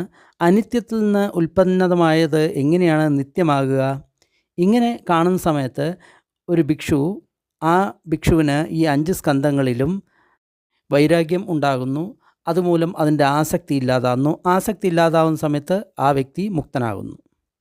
അടുത്ത സൂത്രത്തിലും ഇത് തന്നെയാണ് പറയുന്നത്: ഭിക്ഷുക്കളെ, ഈ 5 സ്കന്ധങ്ങളും ദുഃഖമാണ്. ഈ 5 സ്കന്ധങ്ങളുടെയും ഉദയത്തിന് കാരണമായിട്ടുള്ള കാര്യങ്ങൾ ദുഃഖമാണ്. ദുഃഖത്തിൽ നിന്ന് ഉൽപ്പന്നമായിട്ടുള്ള ഈ 5 സ്കന്ധങ്ങളും പിന്നെ എങ്ങനെയാണ് സന്തോഷത്തിന് കാരണമാകുക? അതേപോലെ തന്നെയാണ് ബാക്കിയുള്ള കാര്യങ്ങളും. ഭിക്ഷുക്കളെ, ഈ 5 സ്കന്ധങ്ങളും അനത്വമാണ്. അനത്വം എന്ന് പറയുമ്പോൾ അനാത്മകം, അതായത് നമ്മളെപ്പോഴും ആത്മാവ് എന്ന് പറയുന്ന ഒരു സംഗതിയെ നിത്യം, ശാശ്വതം, ധ്രുവം, എന്നേക്കും നിലനിൽക്കുന്നതായിട്ടല്ല കരുതുന്നത്. പക്ഷേ ഇവിടെ പറയുന്നത് ഇത് അനിത്യമാണ്, അതുകൊണ്ട് അനാത്മകമാണ്, അതായത് ഞാനല്ല, എൻ്റെയല്ല. അപ്പോൾ ഈ 5 സ്കന്ധത്തിൻ്റെയും ഉൽപ്പന്നത്തിന് കാരണമായിട്ടുള്ള കാര്യങ്ങളും അനാത്മകമാണ്. അപ്പോൾ അനാത്മകമായിട്ടുള്ള ഒരു കാര്യത്തിൽ നിന്ന് ഉൽപ്പന്നമായിട്ടുള്ള ഒരു കാര്യം അതിനെങ്ങനെയാണ് ആത്മാവാണ് അല്ലെങ്കിൽ തൻ്റേതാണ് എന്ന് പറയാൻ സാധിക്കുക? 21. ഒരിക്കൽ ആയുഷ്മാൻ ആനന്ദൻ ഭഗവാന്റെ അടുത്ത് വന്നു. എന്നിട്ട് എങ്ങനെ പറഞ്ഞു? ബന്ദേ, നിരോധം നിരോധം എന്ന് നമ്മൾ പറയാറുണ്ടല്ലോ. എന്തിനെയാണ് നമ്മൾ നിരോധം എന്ന് പറയുന്നത്? ആനന്ദ, ഈ രൂപം അനിത്യമാണ്, കാരണത്തിൽ നിന്ന് ഉണ്ടായതാണ്, പഠിച്ച സമുത്പാദത്താൽ ഉണ്ടായതാണ്. ഇത് നാശമാകുന്നത് തന്നെ ചെയ്യും, ഇത് ഇല്ലാതാകുക തന്നെ ചെയ്യും, ഇത് മായിക തന്നെ ചെയ്യും, ഇത് നിരോധമാകും. അതുകൊണ്ടാണ് ഇതിനെ നിരോധം എന്ന് വിളിച്ചത്. അതേപോലെ തന്നെ ബാക്കിയുള്ള 5 സ്കന്ധങ്ങളും വേദന, സംജ്ഞ, സംഖാര, വിജ്ഞാന ഇതെല്ലാം അനിത്യമാണ്, കാരണത്തിൽ നിന്ന് ഉണ്ടായതാണ്, പഠിച്ച സമുത്പാദത്തിൽ നിന്ന് ഉണ്ടായതാണ്. ഇത് എല്ലാം തന്നെ നശിക്കും, നാശമാകും, മാഞ്ഞുപോകും, ഇല്ലാതാകും. അതുകൊണ്ടാണ് ഇതിനെ നിരോധം എന്ന് വിളിച്ചത്. ഒരിക്കൽ ഭഗവാൻ ശ്രാവസിയിൽ ഉണ്ടായിരുന്നു. ആ സമയത്ത് ഭഗവാൻ ഭിക്ഷുക്കളോട് പറഞ്ഞു, ഭിക്ഷുക്കളെ, എന്തിനാണ് ഞാൻ ഭാരം എന്ന് വിളിക്കുന്നത്? ഈ ഭാരത്തെ ചുമക്കുന്നത് ആരാണ്? എന്തിനെയാണ് ഭാരം എന്ന് നമ്മൾ പറയുന്നത്? എന്തിനെയാണ് ഭാരം ഇല്ലാതാക്കൽ എന്ന് പറയുന്നത്? അതിനെപ്പറ്റി നിങ്ങൾ കേൾക്കുക. ഈ ഭാരം എന്ന് പറഞ്ഞു കഴിഞ്ഞാൽ ഈ 5 ഉപാദാന സ്കന്ധങ്ങളെയാണ് ഭാരം എന്ന് പറയുന്നത്. ഉപാദാനം എന്ന് പറയുന്നത് ഒട്ടിപ്പിടിക്കൽ, അതായത് നമ്മൾ രൂപത്തോട് ഒട്ടിപ്പിടിക്കാറുണ്ട്. അതേപോലെ തന്നെ ബാക്കിയുള്ള 4 സ്കന്ധങ്ങളോടും ഒട്ടിപ്പിടിക്കാറുണ്ട്. ഇതിനെയാണ് ഇവിടെ ഭാരം എന്ന് പറയുന്നത്. എന്താണ് ഭാരം? ഈ രൂപം, വേദന, സംജ്ഞ, സംസ്കാരം, വിജ്ഞാനം, ഇത് തന്നെയാണ് ഭാരം എന്ന് പറയുന്നത്. ഭിക്ഷുക്കളെ, ആരാണ് ഈ ഭാരത്തെ ചുമക്കുന്നത്? അത് ആ വ്യക്തി തന്നെയാണ്. ഇന്ന പേരുള്ള വ്യക്തി, ഇന്ന കുലത്തിലുള്ള വ്യക്തി, ആ വ്യക്തിയാണ് ഈ 5 സ്കന്ധങ്ങളുടെ വാഹകൻ, വഹിക്കുന്ന വ്യക്തി.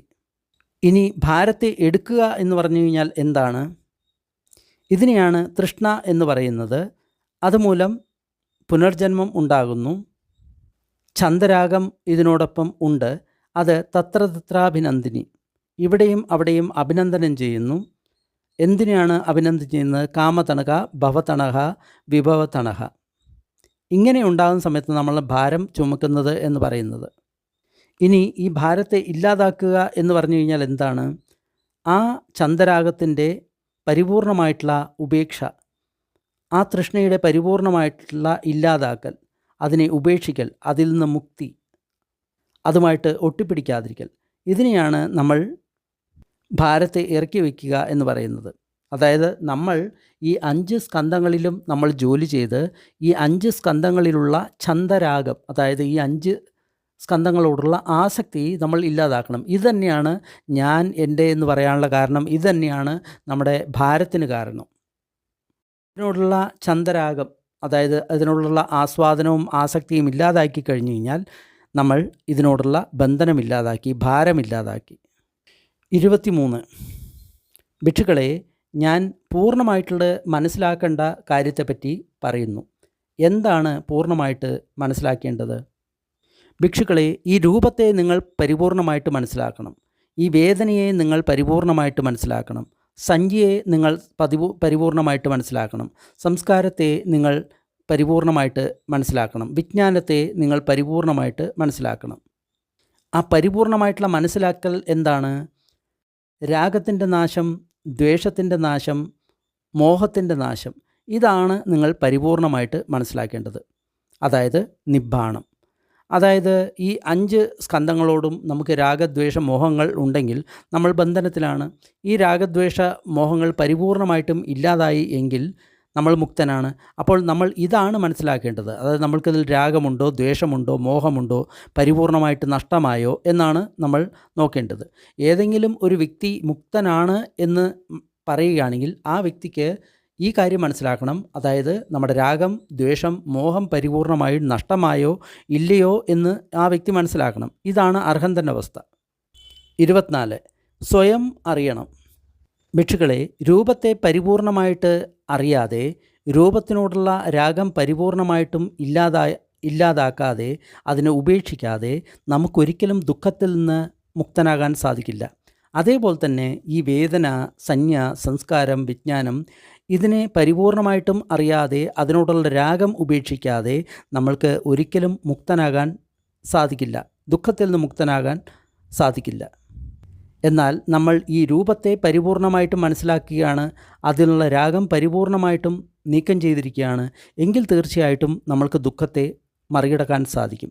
അതേപോലെ തന്നെ വേദന, സംജ്ഞ, സംസ്കാരം, വിജ്ഞാനം ഇവയെ പരിപൂർണമായിട്ടും അറിയുകയാണ്, അതിനുള്ള ആഗ്രഹത്തെ പരിപൂർണം ഇല്ലാതാക്കുകയാണ് എങ്കിൽ നമ്മൾക്ക് ദുഃഖത്തെ ഇല്ലാതാക്കാൻ സാധിക്കും. 25 ശ്രാവസ്തിയിൽ ഭഗവാൻ ഇങ്ങനെ പറഞ്ഞു: ഭിക്ഷുക്കളെ, രൂപത്തോടുള്ള ഛന്ദരാഗം നിങ്ങൾ പരിപൂർണമായിട്ടും ഒഴിവാക്കുക, അതിനെ ഇല്ലാതാക്കുക, അതിനെ നശിപ്പിക്കുക. അപ്പോൾ നിങ്ങൾക്ക് ഒരിക്കലും ഭാവിയിൽ ആ ഛന്ദരാഗം ഉണ്ടാകുന്നില്ല. ഛന്ദ എന്ന് പറയുമ്പോൾ ആഗ്രഹം, രാഗം എന്ന് പറയുന്ന സമയത്ത് ആസക്തി. അപ്പോൾ ഈ ഛന്ദരാഗത്തെ പരിപൂർണമായിട്ട് ഉപേക്ഷിക്കാനാണ് പറയുന്നത്. ഏത്? രൂപത്തോടുള്ള ഛന്ദരാഗം. അതേപോലെ തന്നെ വേദനയോട്, സംജ്ഞയോട്, സംസ്കാരത്തോട്, വിജ്ഞാനത്തോടുള്ള ഛന്ദരാഗം പരിപൂർണമായിട്ട് നഷ്ടപ്പെടുത്തി കഴിഞ്ഞാൽ അത് പിന്നീട് ഒരിക്കലും ഭാവിയിൽ ഉണ്ടാകുന്നതല്ല. അടുത്ത സൂത്രം വളരെ ഇമ്പോർട്ടൻ്റ് ആണ്. 26 ആസ്വാദനം. ഭിക്ഷുക്കളെ, ഞാൻ എൻ്റെ നിർവ്വാണത്തിന് മുൻപ് ഞാനൊരു ബോധിസത്വനായിരിക്കുന്ന സമയത്ത് എൻ്റെ മനസ്സിൽ ഈ ഒരു ചിന്ത വന്നിരുന്നു: ഈ രൂപത്തിൻ്റെ ആസ്വാദനം എന്താണ്? ഈ രൂപത്തിൻ്റെ ആദിനവം അല്ലെങ്കിൽ ഭയം എന്താണ്? ഈ രൂപത്തിൻ്റെ നിസ്സരണം അല്ലെങ്കിൽ എങ്ങനെ ഇതിനെ മറികടക്കാം? അതേപോലെ തന്നെ വേദന, സംജ്ഞ, സംസ്കാരം, വിജ്ഞാനം ഇവയുടെ എല്ലാം ആസ്വാദനം എന്ത്? ഇതിൻ്റെ ആദിനവം അല്ലെങ്കിൽ അപകടം എന്താണ്? എങ്ങനെ ഇതിൽ നിന്ന് പുറത്തു കടക്കാൻ സാധിക്കും? നിസ്സരണം എങ്ങനെയാണ്? ഭിക്ഷുക്കളെ, അപ്പോൾ എനിക്ക് മനസ്സിലായി, ഈ രൂപത്തോടുള്ള നന്ദി രാഗം അതുതന്നെയാണ് ഇതിൻ്റെ ആസ്വാദനം. ആ രൂപം അനിത്യമാണ്, ദുഃഖമാണ്, മാറുന്നതാണ്. അതാണ് ഈ രൂപത്തിൻ്റെ ആദിനവം അല്ലെങ്കിൽ ഭയം. ആ രൂപത്തോടുള്ള നന്ദി രാഗത്തെ പരിപൂർണമായിട്ടും ഇല്ലാതാക്കുക, അതാണ് രൂപത്തിൽ നിന്നുള്ള നിസ്സരണം അല്ലെങ്കിൽ അതിൽ നിന്ന് പുറത്തു വരൽ. ഛന്ദരാഗ പഹാണോ ഛന്ദരാഗ വിനയോ, അതായത് അതിനോടുള്ള ഛന്ദരാഗം പരിപൂർണമായിട്ട് നമ്മൾ ഇല്ലാതാക്കണം. അതേപോലെ തന്നെയാണ് വേദന, സംജ്ഞ, സംസ്കാരം, വിജ്ഞാനം അതിനോടുള്ള ഛന്ദരാഗം, അതാണ് അതിൻ്റെ ആസ്വാദനം. അത് മാറുന്നതാണ്, അതാണ് അതിൻ്റെ ഡേഞ്ചർ. ഛന്ദരാഗത്തെ ഉപേക്ഷിക്കൽ, അതാണ് അതിൽ നിന്ന് പുറത്തു വരാനുള്ള വഴി. ഭിക്ഷുക്കളെ, ഏത് സമയം വരെ ഞാൻ ഈ കാര്യങ്ങളുടെ പരിപൂർണമായിട്ടുള്ള ആസ്വാദനം, ആദിനവം, നിസ്സരണം അതിനെപ്പറ്റി മനസ്സിലാക്കിയിട്ടില്ലയോ, അതുവരെ ഞാൻ അർഹന്തനാണ് എന്ന് ഞാൻ ഒരിക്കലും സ്വയം പറഞ്ഞിട്ടില്ല. 27 ഭിക്ഷുക്കളെ, ഞാൻ രൂപത്തോടുള്ള ആസ്വാദനത്തെ തിരഞ്ഞ് പുറപ്പെടുത്തു. ഏതൊക്കെ രൂപത്തിനോടുള്ള ആസ്വാദനം ഉണ്ടോ അതെല്ലാം ഞാൻ കണ്ടു. ഈ രൂപത്തോടുള്ള ആസ്വാദനം എത്രയുണ്ട് എന്ന് ഞാൻ പ്രജ്ഞയാൽ കണ്ടു. ഭിക്ഷുക്കളെ, ഈ രൂപത്തിൻ്റെ ആദിനവം അല്ലെങ്കിൽ ഭയം ഏതുവരെ ഉണ്ട് എന്ന് ഞാൻ അന്വേഷിക്കാൻ പുറപ്പെട്ടു. ഈ രൂപത്തിൻ്റെ എന്തെല്ലാം ഭയമുണ്ടോ അതെല്ലാം ഞാൻ കണ്ടുപിടിച്ചു. ഈ രൂപത്തിൻ്റെ ഭയം ഏതുവരെ പരന്നു കിടക്കുന്നു എന്ന് ഞാൻ മനസ്സിലാക്കി. ഭിക്ഷുക്കളെ, ഞാൻ ഈ രൂപത്തിൽ നിന്ന് എങ്ങനെ പുറത്തു വരാം എന്ന് അന്വേഷിച്ചു. ഈ രൂപത്തിൽ നിന്ന് പുറത്തു വരാനുള്ള ഏതെല്ലാം വഴികളുണ്ടോ അത് മുഴുവൻ ഞാൻ കണ്ടുപിടിച്ചു. ഞാൻ പ്രജ്ഞയാൽ ഈ രൂപത്തിൻ്റെ എങ്ങനെ പുറത്തു വരാം എന്നുള്ള കാര്യം ഞാൻ മനസ്സിലാക്കി. അതേപോലെ തന്നെയാണ് ഞാൻ ഈ ബാക്കിയുള്ള 4 സ്കന്ധങ്ങൾ, വേദന, സംജ്ഞ, സംഖാരം, വിജ്ഞാനം ഇവയുടെ എല്ലാം ആസ്വാദനം അത് ഏതുവരെ നിലനിൽക്കുന്നു എന്ന് ഞാൻ കണ്ടുപിടിച്ചു. അതിൻ്റെ അപകടം ഏതുവരെ നിലനിൽക്കുന്നു, എത്രയുണ്ട് എന്ന് ഞാൻ കണ്ടുപിടിച്ചു. അതിൽ നിന്ന് എങ്ങനെ പുറത്തു വരാം എന്ന് ഞാൻ പരിപൂർണമായിട്ടും കണ്ടുപിടിച്ചു. ഞാൻ ഈ 5 ഉപാദാന സ്കന്ധങ്ങളെയും അതിൻ്റെ ആസ്വാദനം, അതിൻ്റെ അപകടം, അതിൽ നിന്ന് എങ്ങനെ പുറത്തു വരാം എന്ന് സ്വയം അറിഞ്ഞില്ലയോ അതുവരെ ഞാൻ സ്വയം അർഹന്തനാണ് എന്ന് ഞാൻ ഡിക്ലെയർ ചെയ്തിട്ടില്ല. അതായത് നമ്മളും ഒരു അർഹന്തനാണ് എന്ന് നമ്മൾ പറയണമെങ്കിൽ ഈ 5 സ്കന്ധങ്ങളുടെയും ആസ്വാദനം, ആദിനവം, നിസ്സരണം ഈ 3 കാര്യങ്ങളും നമ്മൾ ശരിക്കും മനസ്സിലാക്കിയിരിക്കണം. എങ്കിൽ മാത്രമേ നമുക്ക് നമ്മൾ ഒരു അർഹന്തനാണ് എന്ന് പറയാൻ സാധിക്കുകയുള്ളൂ. 28 ശ്രാവസ്തി. ഭിക്ഷുക്കളെ, രൂപത്തിൽ ആസ്വാദനം ഇല്ലായിരുന്നു എങ്കിൽ തീർച്ചയായിട്ടും പ്രാണികൾ അതിൽ മോഹിക്കുമായിരുന്നില്ല. രൂപത്തിൽ ആസ്വാദനമുണ്ട്, അതുകൊണ്ടാണ് പ്രാണികൾ അതിൽ മോഹിതരായിട്ട് തീരുന്നത്. രൂപത്തിൽ അപകടം അല്ലെങ്കിൽ ആദിനവം ഇല്ലായിരുന്നു എങ്കിൽ ഒരിക്കലും നമ്മൾക്ക് അതിനോട് വിരക്തി ഉണ്ടാകുമായിരുന്നില്ല. എന്നിൽ രൂപത്തിൽ അപകടമുണ്ട്, അതുകൊണ്ടാണ് നമ്മൾക്ക് വിരക്തി ഉണ്ടാകുന്നത്. ഭിക്ഷുക്കളെ, രൂപത്തിൽ നിന്ന് നമ്മൾക്ക് രക്ഷപ്പെടാൻ സാധിക്കുമായിരുന്നില്ല എങ്കിൽ അതിൽ നിന്ന് നമ്മൾ രക്ഷപ്പെടുമായിരുന്നില്ല. എന്നാൽ നമ്മൾക്കതിൽ നിന്ന് രക്ഷപ്പെടാൻ സാധിക്കും, അതുകൊണ്ടാണ് നമ്മൾ അതിൽ നിന്ന് രക്ഷപ്പെടുന്നത്. ഇതേപോലെ തന്നെയാണ് ബാക്കിയുള്ള 4 സ്കന്ധങ്ങളും. വേദന, സംജ്ഞ, സംസ്കാരം, വിജ്ഞാനം, ഇവയിലെല്ലാം ആസ്വാദനമുണ്ട്, ഇവയിൽ എല്ലാം തന്നെ അപകടമുണ്ട്, ഇവയിൽ എല്ലാം തന്നെ നമ്മൾക്ക് പുറത്തു വരാൻ സാധിക്കും. 29 ശ്രാവസ്തി. ഭിക്ഷുക്കളെ, നമ്മൾ എന്ന് രൂപത്തിൽ ആസ്വാദനം കാണുന്നുവോ നമ്മൾ ദുഃഖത്തിൽ തന്നെയാണ് ആസ്വാദനം കാണുന്നത്. ദുഃഖത്തിൽ ഏതൊരു വ്യക്തി ആസ്വാദനം കാണുന്നുവോ ആ വ്യക്തി ഒരിക്കലും ദുഃഖത്തിൽ നിന്ന് മുക്തനാകുന്നില്ല.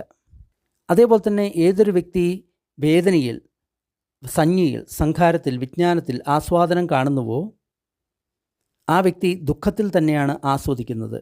ഏതൊരു വ്യക്തി ദുഃഖത്തെ ആസ്വദിക്കുന്നുവോ ആ വ്യക്തിക്ക് ഒരിക്കലും ദുഃഖത്തിൽ നിന്ന് മുക്തനാകാൻ സാധിക്കുന്നില്ല. ഇത് പ്രത്യേകം ശ്രദ്ധിക്കണം. ഇവിടെ പറയുന്നത് വേദന, അതിൽ ഒരിക്കലും നമ്മൾ ആഹ്ലാദിക്കരുത്. ആഹ്ലാദിച്ചു കഴിഞ്ഞ് കഴിഞ്ഞാൽ നമ്മൾക്ക് ദുഃഖമുണ്ടാവും. കാരണം ഈ 5 സ്കന്ധങ്ങളും മാറുന്നതാണ്.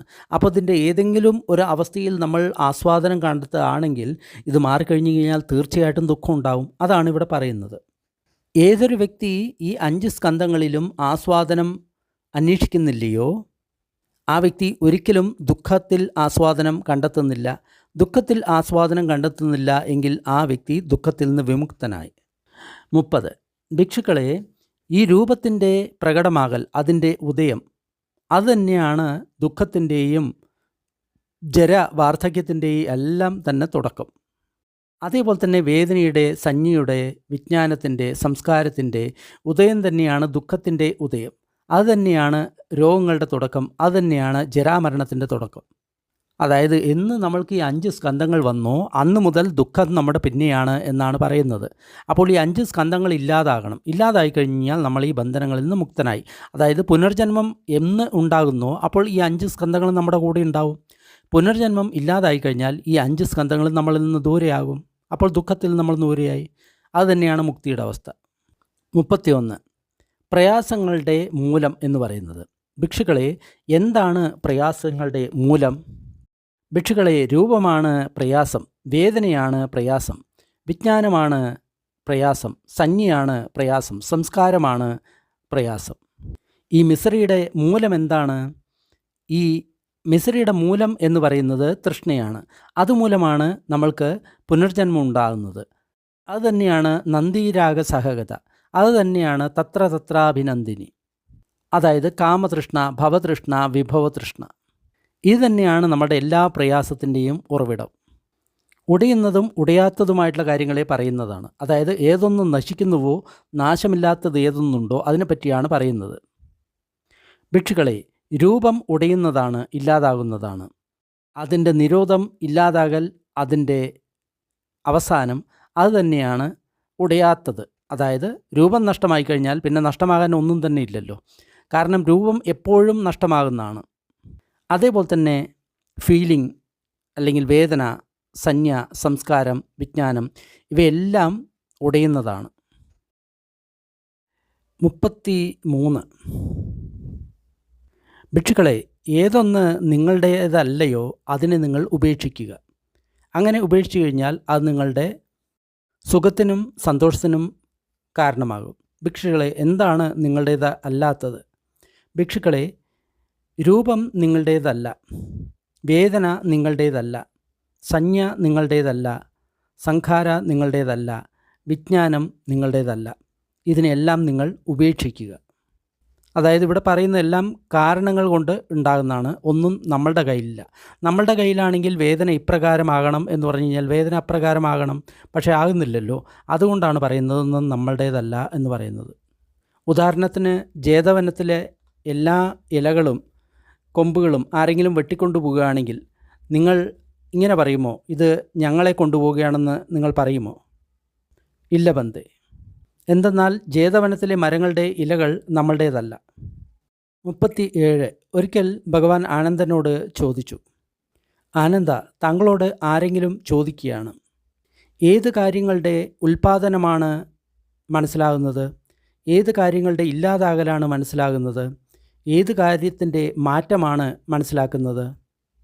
അപ്പോൾ ആനന്ദൻ ബുദ്ധനോട് പറഞ്ഞു, ബന്ദേ, രൂപത്തിൻ്റെ, വേദനയുടെ, സഞ്ജ്ഞയുടെ, സംസ്കാരത്തിൻ്റെ, വിജ്ഞാനത്തിൻ്റെ ഉൽപ്പന്നം അറിയാവുന്നതാണ്, അതിൻ്റെ വ്യയം അറിയാവുന്നതാണ്, അതിൻ്റെ മാറ്റം അറിയാവുന്നതാണ്.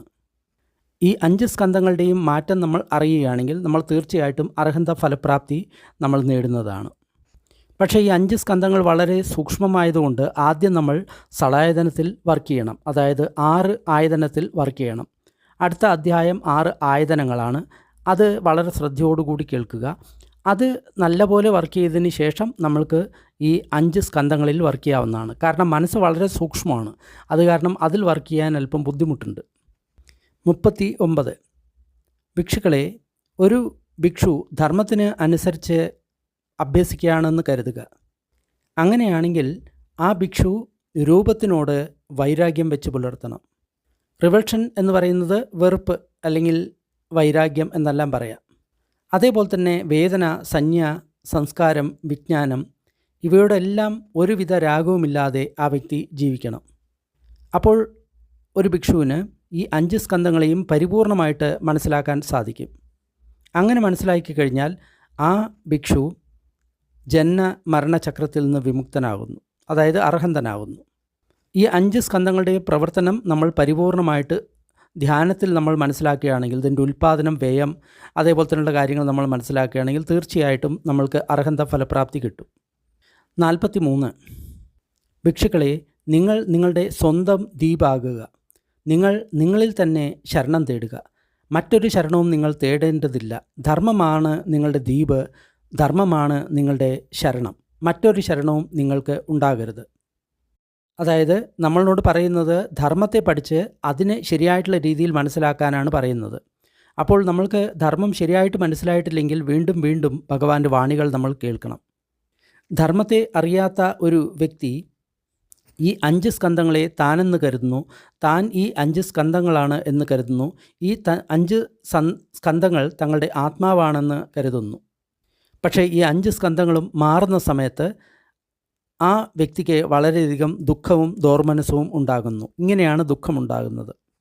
എന്നാൽ അറിവുള്ള ഒരു ഭിക്ഷു തീർച്ചയായിട്ടും ഈ 5 സ്കന്ധങ്ങളെ താൻ ആണ്, തൻ്റെയാണ്, തന്നിലാണ് എന്ന് ഒരിക്കലും കരുതുന്നില്ല. അപ്പോൾ ഈ 5 സ്കന്ധങ്ങൾ മാറുന്ന സമയത്ത് ആ ഭിക്ഷുവിന് യാതൊരുവിധ ദുഃഖവും ഉണ്ടാകുന്നില്ല. അതായത് നമ്മൾ അനുഭവിക്കുന്ന വേദന ഇത് ഓരോ സമയത്തും മാറിക്കൊണ്ടിരിക്കുകയാണ്. നമ്മൾ കുറച്ചു നേരം സുഖവേദന അനുഭവിച്ചു, പിന്നീട് ആ വേദന സ്വയം ദുഃഖവേദനയിലേക്ക് മാറുന്നു. അപ്പോൾ സുഖത്തിൽ നമ്മൾ ആസക്തരായി കഴിഞ്ഞാൽ തീർച്ചയായിട്ടും ദുഃഖത്തിൽ ആസക്തരാകും. അതാണ് ഇവിടെ പറയുന്നത്. 45. ഭിക്ഷുക്കളെ, രൂപം അനിത്യമാണ്. ഏതൊന്ന് അനിത്യമാണോ അത് ദുഃഖമാണ്. ഏതൊന്ന് ദുഃഖമാണോ അത് അനാത്മകമാണ്. അനാത്മകമായിട്ടുള്ള കാര്യത്തെ ശരിയായിട്ടുള്ള പ്രജ്ഞയോടുകൂടി ഇങ്ങനെ കാണണം: ഇത് എൻ്റേതല്ല, ഇത് ഞാനല്ല, ഇത് എൻ്റെ ആത്മാവല്ല. ഒരു വ്യക്തി ഇതുപോലെ വളരെ പ്രജ്ഞയെ കൊണ്ട് വളരെ വ്യക്തമായിട്ട് കാണുന്ന സമയത്ത് മനസ്സിൽ നിന്ന് രാഗമില്ലാതാകുന്നു. രാഗമില്ലാതാകുന്ന സമയത്ത് മനസ്സ് മുക്തമാകുന്നു. അപ്പോൾ ആ ഭിക്ഷുവിന് ഉപാധി അല്ലെങ്കിൽ ക്ലിങ്ങിങ് അല്ലെങ്കിൽ ഒട്ടിപ്പിടിക്കൽ ഉണ്ടാവുകയില്ല. ഇതേപോലെ തന്നെയാണ് വേദനയെയും സഞ്ജ്ഞയെയും സംസ്കാരത്തെയും വിജ്ഞാനത്തെയും എല്ലാം കാണേണ്ടത്. അതെല്ലാം അനിത്യമാണ്, ദുഃഖമാണ്, അതുകൊണ്ട് അനാത്മകമാണ്. അതുകൊണ്ട് അതിന് ഞാനല്ല, എൻ്റെയല്ല, എൻ്റെ ആത്മാവല്ല എന്ന് നമ്മൾ കാണണം. 46. ഭിക്ഷുക്കളെ, ഈ 5 സ്കന്ധങ്ങളും അനിത്യമാണ്. അനിത്യമായത് ദുഃഖം തന്നെയാണ്. ദുഃഖമായത് അനാത്മകമാണ്. അതിനാൽ ഈ 5 സ്കന്ധങ്ങളെയും ഇത് എൻ്റെയല്ല, ഇത് ഞാനല്ല, എൻ്റെ ആത്മാവല്ല എന്ന് നിങ്ങൾ കാണണം. 47. ഭിക്ഷുക്കളെ, ഏതെങ്കിലും ഒരു ശ്രമണ ബ്രാഹ്മണൻ ഏതെങ്കിലും ഇത് ഞാനാണ് എന്ന് പറയുകയാണെങ്കിൽ അത് ഈ 5 സ്കന്ധങ്ങളെ പറ്റി തന്നെയാണ് പറയുന്നത്, അല്ലെങ്കിൽ അതിൽ ഒന്നിനെ പറ്റിയിട്ടായിരിക്കും പറയുന്നത്. ഏതാണ് ഈ 5 സ്കന്ധം? രൂപസ്കന്ധം, വേദനാസ്കന്ധം, സന്യാസ്കന്ധം, സംസ്കാരസ്കന്ധം, വിജ്ഞാനസ്കന്ധം. ഇതിൽ ഏതെങ്കിലും ഒന്നിനെയായിരിക്കും ആ വ്യക്തി ഞാൻ, എൻ്റേത് എന്ന് പറയുന്നത്. 49.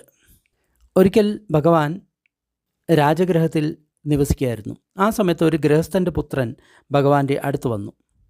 സോഡ എന്നായിരുന്നു ആ വ്യക്തിയുടെ പേര്. ഏതെങ്കിലും ഒരു വ്യക്തി രൂപത്തെ അധിഷ്ഠിതമാക്കിയിട്ടാണ്, അത് അനിത്യമാണ്, ദുഃഖമാണ്, അനാത്മകമാണ്, അതിനെ അധിഷ്ഠിതമാക്കിയിട്ടാണ് ഇങ്ങനെ പറയുന്നത്: ഞാൻ മറ്റുള്ളവരെക്കാളും ഉയർന്നവനാണ്, ഞാൻ മറ്റുള്ളവർക്ക് സമനാണ്, ഞാൻ മറ്റുള്ളവരെക്കാളും താഴ്ന്നവനാണ്. അതേപോലെ തന്നെ വേദന, സംജ്ഞ, സംസ്കാരം, വിജ്ഞാനം, ഇതിനെ അധിഷ്ഠിതമാക്കിയിട്ടാണ് നമ്മൾ മറ്റുള്ളവരുമായിട്ട് താരതമ്യം ചെയ്യുന്നത്. പക്ഷേ സോണ, ഒരു യഥാർത്ഥ ജ്ഞാനി, ഒരു കാരണവശാലും ഈ 5 സ്കന്ധങ്ങളെയും ഞാനാണ്, എൻ്റെയാണ്, എൻ്റെ ആത്മാവാണ് എന്ന് കരുതരുത്. അത് ഭൂതത്തിലുള്ളതായാലും വർത്തമാനകാലത്തിലുള്ളതായാലും അതേപോലെ തന്നെ ഭാവിയുള്ളതായാലും അതിനെ ഒരിക്കലും ഞാൻ, എൻ്റെ ആത്മാവ് എന്ന് കരുതരുത്. അങ്ങനെ കരുതുന്ന സമയത്ത് ഈ 5 സ്കന്ധങ്ങളോടും രാഗമില്ലായ്മ ഉണ്ടാകുന്നു. അപ്പോൾ ആ വ്യക്തി അതിൽ നിന്ന് മുക്തനാകുന്നു. സോണ, ഏതൊരു ശ്രമണ ബ്രാഹ്മണൻ രൂപത്തിൻ്റെ ഉദയം, അതിൻ്റെ അസ്തമയം, അതിൻ്റെ അസ്തമയത്തിനുള്ള വഴി, അതേപോലെ തന്നെ വേദന, സംജ്ഞ, സംസ്കാരം, വിജ്ഞാനം, ഇതിൻ്റെ ഉദയം, അതിൻ്റെ അസ്തമയം, അതിൻ്റെ അസ്തമയത്തിനുള്ള വഴി അറിയുന്നില്ലയോ, ആ വ്യക്തിയെ ഞാൻ ഒരിക്കലും ശ്രമണ ബ്രാഹ്മണനായിട്ട് കരുതുന്നില്ല. 51. ഭിക്ഷു, ഒരു ഭിക്ഷു അനിത്യമായിട്ടുള്ള രൂപത്തെ അനിത്യമായിട്ട് തന്നെ കാണുന്നു. അതാണ് സമ്മാദിട്ടി, ശരിയായിട്ടുള്ള ദർശനം. ശരിയായിട്ടുള്ള ദർശനം കൊണ്ട് ആ വ്യക്തിക്ക് രാഗമില്ലായ്മ ഉണ്ടാകുന്നു. അതിൻ്റെ ആസ്വാദനം നിലയ്ക്കുന്ന സമയത്ത് അതിനോടുള്ള രാഗവും ഇല്ലാതാവുന്നു. ആസ്വാദനം ഇല്ലാതാകുന്ന സമയത്ത് ആ വ്യക്തി പൂർണ്ണനായിട്ട് മുക്തനാകുന്നു. അതേപോലെ തന്നെ വേദന, സംജ്ഞ, സംസ്കാരം, വിജ്ഞാനം, ഇതെല്ലാം അനിത്യമാണ്. അതിനെ അനിത്യമായിട്ട് തന്നെ കാണുകയാണെങ്കിൽ നമ്മുടെ ദൃഷ്ടി സമ്മാദിഷ്ടിയാണ്. അപ്പോൾ നമ്മൾക്ക് രാഗമുണ്ടാകുന്നില്ല. തൃഷ്ണ നഷ്ടമായി കഴിഞ്ഞു കഴിഞ്ഞാൽ നമ്മൾക്ക് മുക്തൻ ലഭിക്കുന്നു. 52. ഭിക്ഷുക്കളെ, രൂപത്തെ വളരെ ശ്രദ്ധാപൂർവം നോക്കുക. അത് അനിത്യമാണ്. ആ രൂപത്തെ ശ്രദ്ധാപൂർവം നോക്കി അനിത്യമാണ് എന്ന് നിങ്ങൾക്ക് അറിഞ്ഞു കഴിഞ്ഞാൽ നിങ്ങൾക്ക് രാഗം നഷ്ടമാകും. രാഗം നഷ്ടമായി കഴിഞ്ഞാൽ അതിനോടുള്ള ആസക്തി നഷ്ടമാകും. ആസക്തി നഷ്ടമായി കഴിഞ്ഞാൽ നിങ്ങൾ മുക്തനാകും.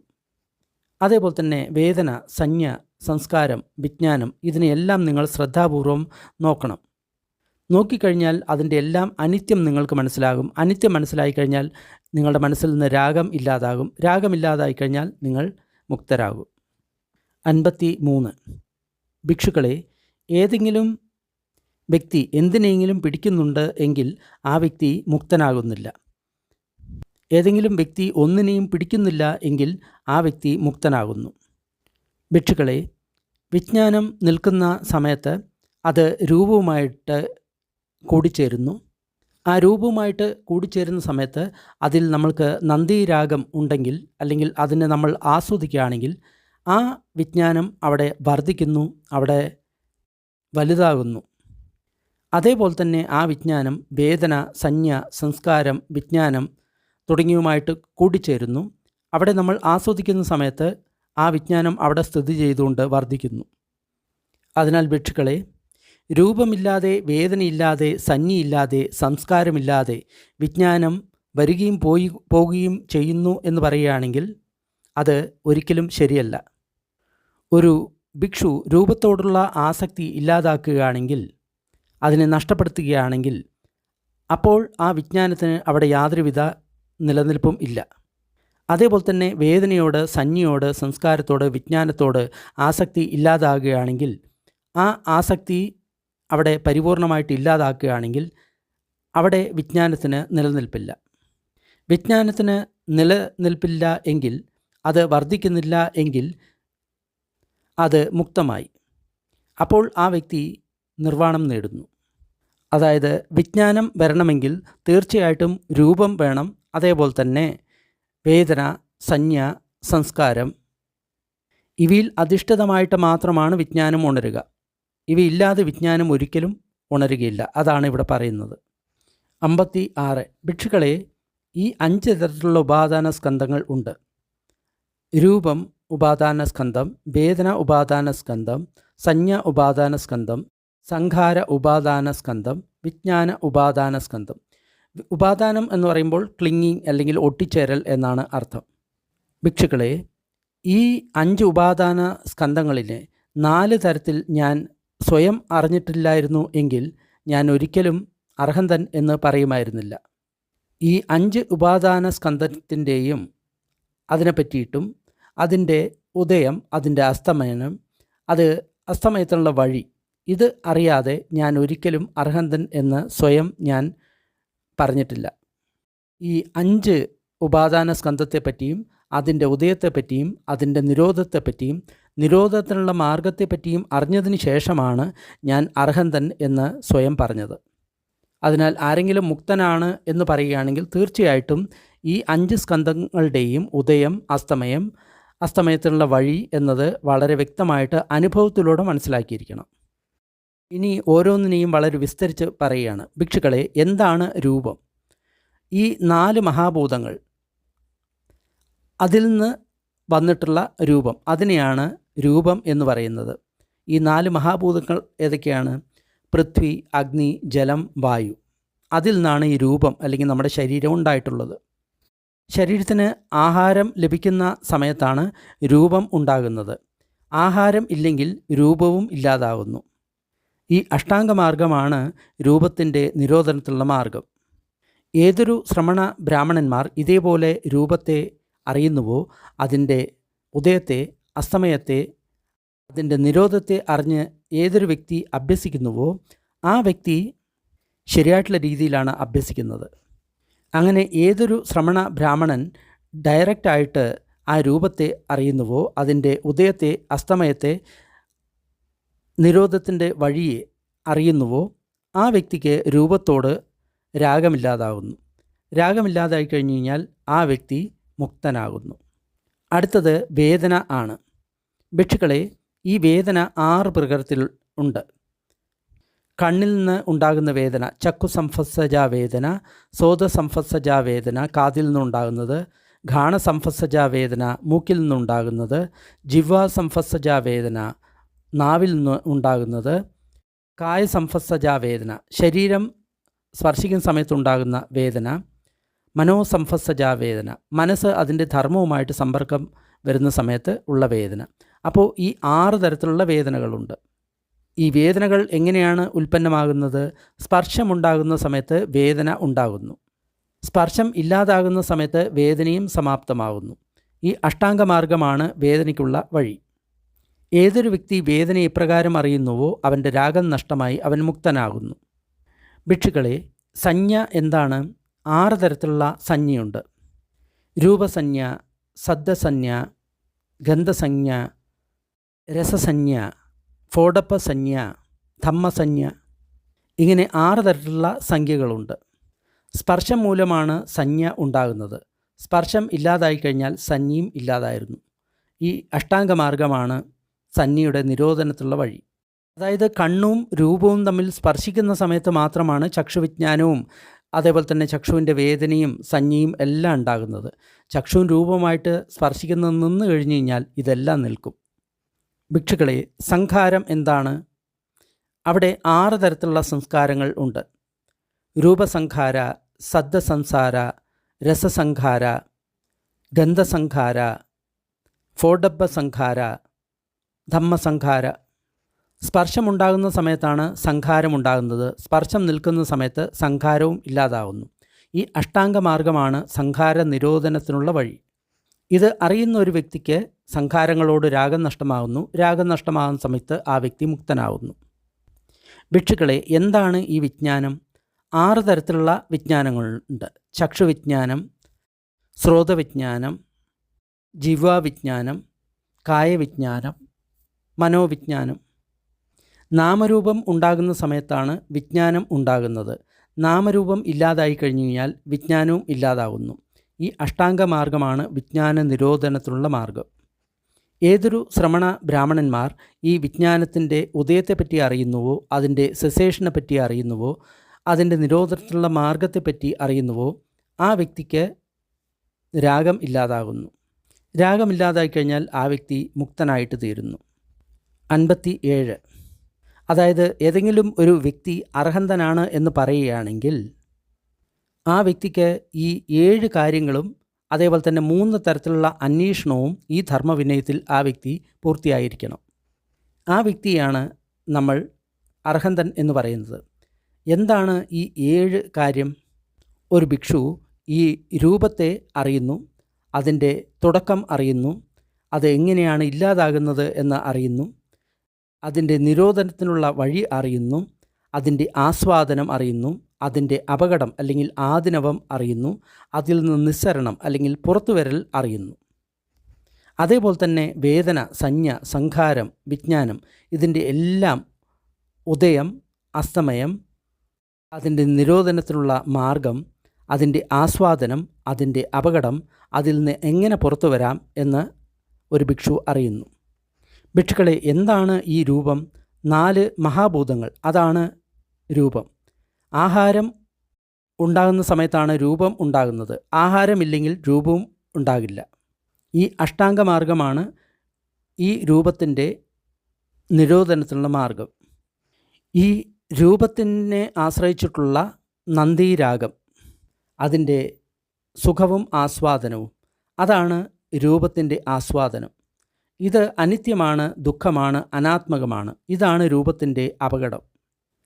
ഈ രൂപത്തിനോടുള്ള ചന്ദരാഗത്തെ ഇല്ലാതാക്കുക, അതാണ് രൂപത്തിൽ നിന്നുള്ള വിമുക്തി അല്ലെങ്കിൽ അതിൽ നിന്നുള്ള രക്ഷപ്പെടൽ. ഏതൊരു ശ്രമണ ബ്രാഹ്മണന്മാർ ഇതേപോലെ തന്നെ രൂപം, അതിൻ്റെ ഉൽപ്പത്തി, അതിൻ്റെ വിനാശം, അതിൻ്റെ വിനാശത്തിനുള്ള വഴി, അതിൻ്റെ ആസ്വാദനം, അപകടം, അതിൽ നിന്ന് പുറത്തു വരാനുള്ള വഴി, ഇതെല്ലാം അറിഞ്ഞ് ശരിയായിട്ടുള്ള രീതിയിൽ അഭ്യസിക്കുന്ന ഒരു വ്യക്തിയാണ് എങ്കിൽ ആ വ്യക്തി അർഹന്തനായിട്ട് തീരുന്നു. ഭിക്ഷുക്കളെ, വേദന എത്ര പ്രകാരത്തിലുണ്ട്? 6 പ്രകാരത്തിലുണ്ട്. സ്പർശം ഉണ്ടാകുന്ന സമയത്താണ് വേദന ഉണ്ടാകുന്നത്. സ്പർശമില്ലാതാകുന്ന സമയത്ത് വേദനയും ഇല്ലാതാകുന്നു. ഈ അഷ്ടാംഗമാർഗമാണ് വേദനയുടെ നിരോധനത്തിനുള്ള വഴി. വേദനയെ ആശ്രയിച്ചിട്ടുണ്ടാകുന്ന ചന്ദരാഗം, അതാണ് അതിൻ്റെ ആസ്വാദനം.